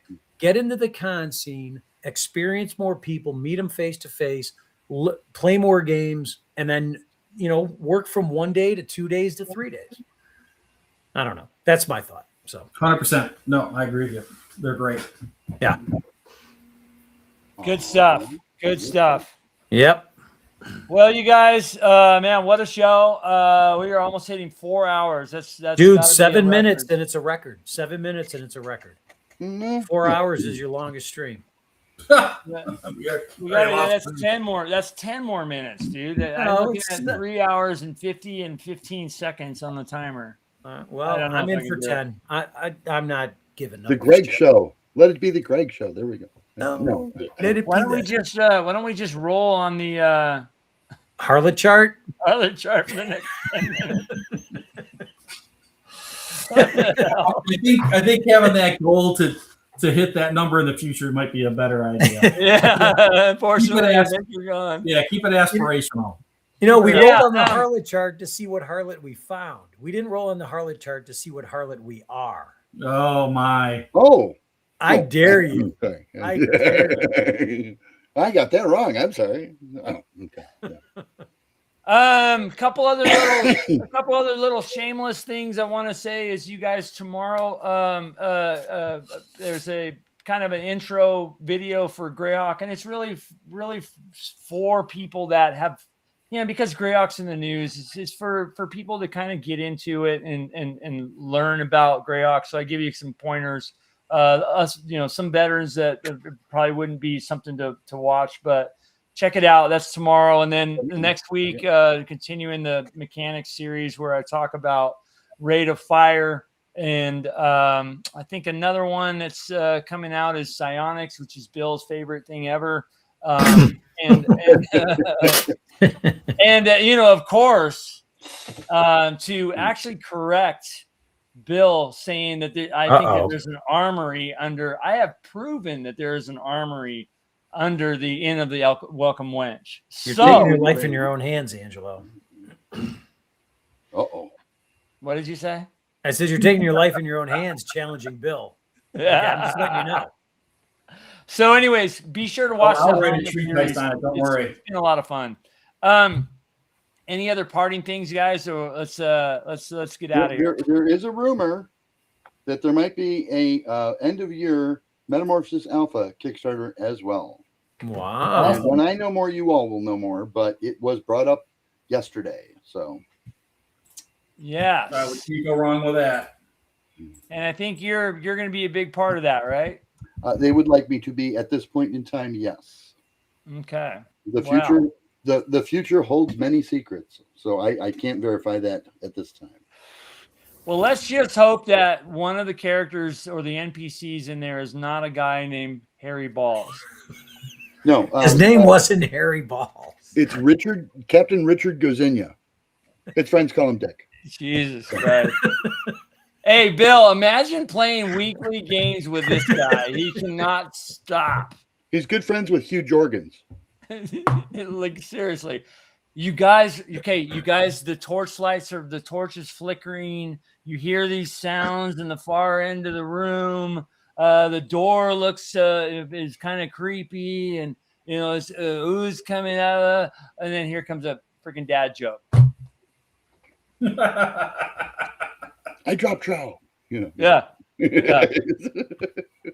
Oh, you set off the drop trout chap. Oh, that's a shame. God. Don't worry anymore. Anyway, yeah. All right, you guys, let's get out of here. Yes. Anyways, Okay. Again, thanks, Bill. Thanks, Greg, for being here. Chris, as always, thank you. Well, thanks for putting up with me. You know. And you guys all, God bless. Take care of each other. Keep gaming. Keep rolling them dice. And wow, man, I totally forgot to plug this. Okay, we are going to hit 4 hours. Okay. Tomorrow night, myself, Greyhawk Rognard, and Eric Tankar, we have our Sunday night special, and the subject tomorrow is dragons. So we are going to talk. I came down with the mechanical angle. These other two guys, I don't remember because I don't watch their videos. So you guys will see it. We'll see. I did watch their video. I'm lying. I just don't remember because it's late.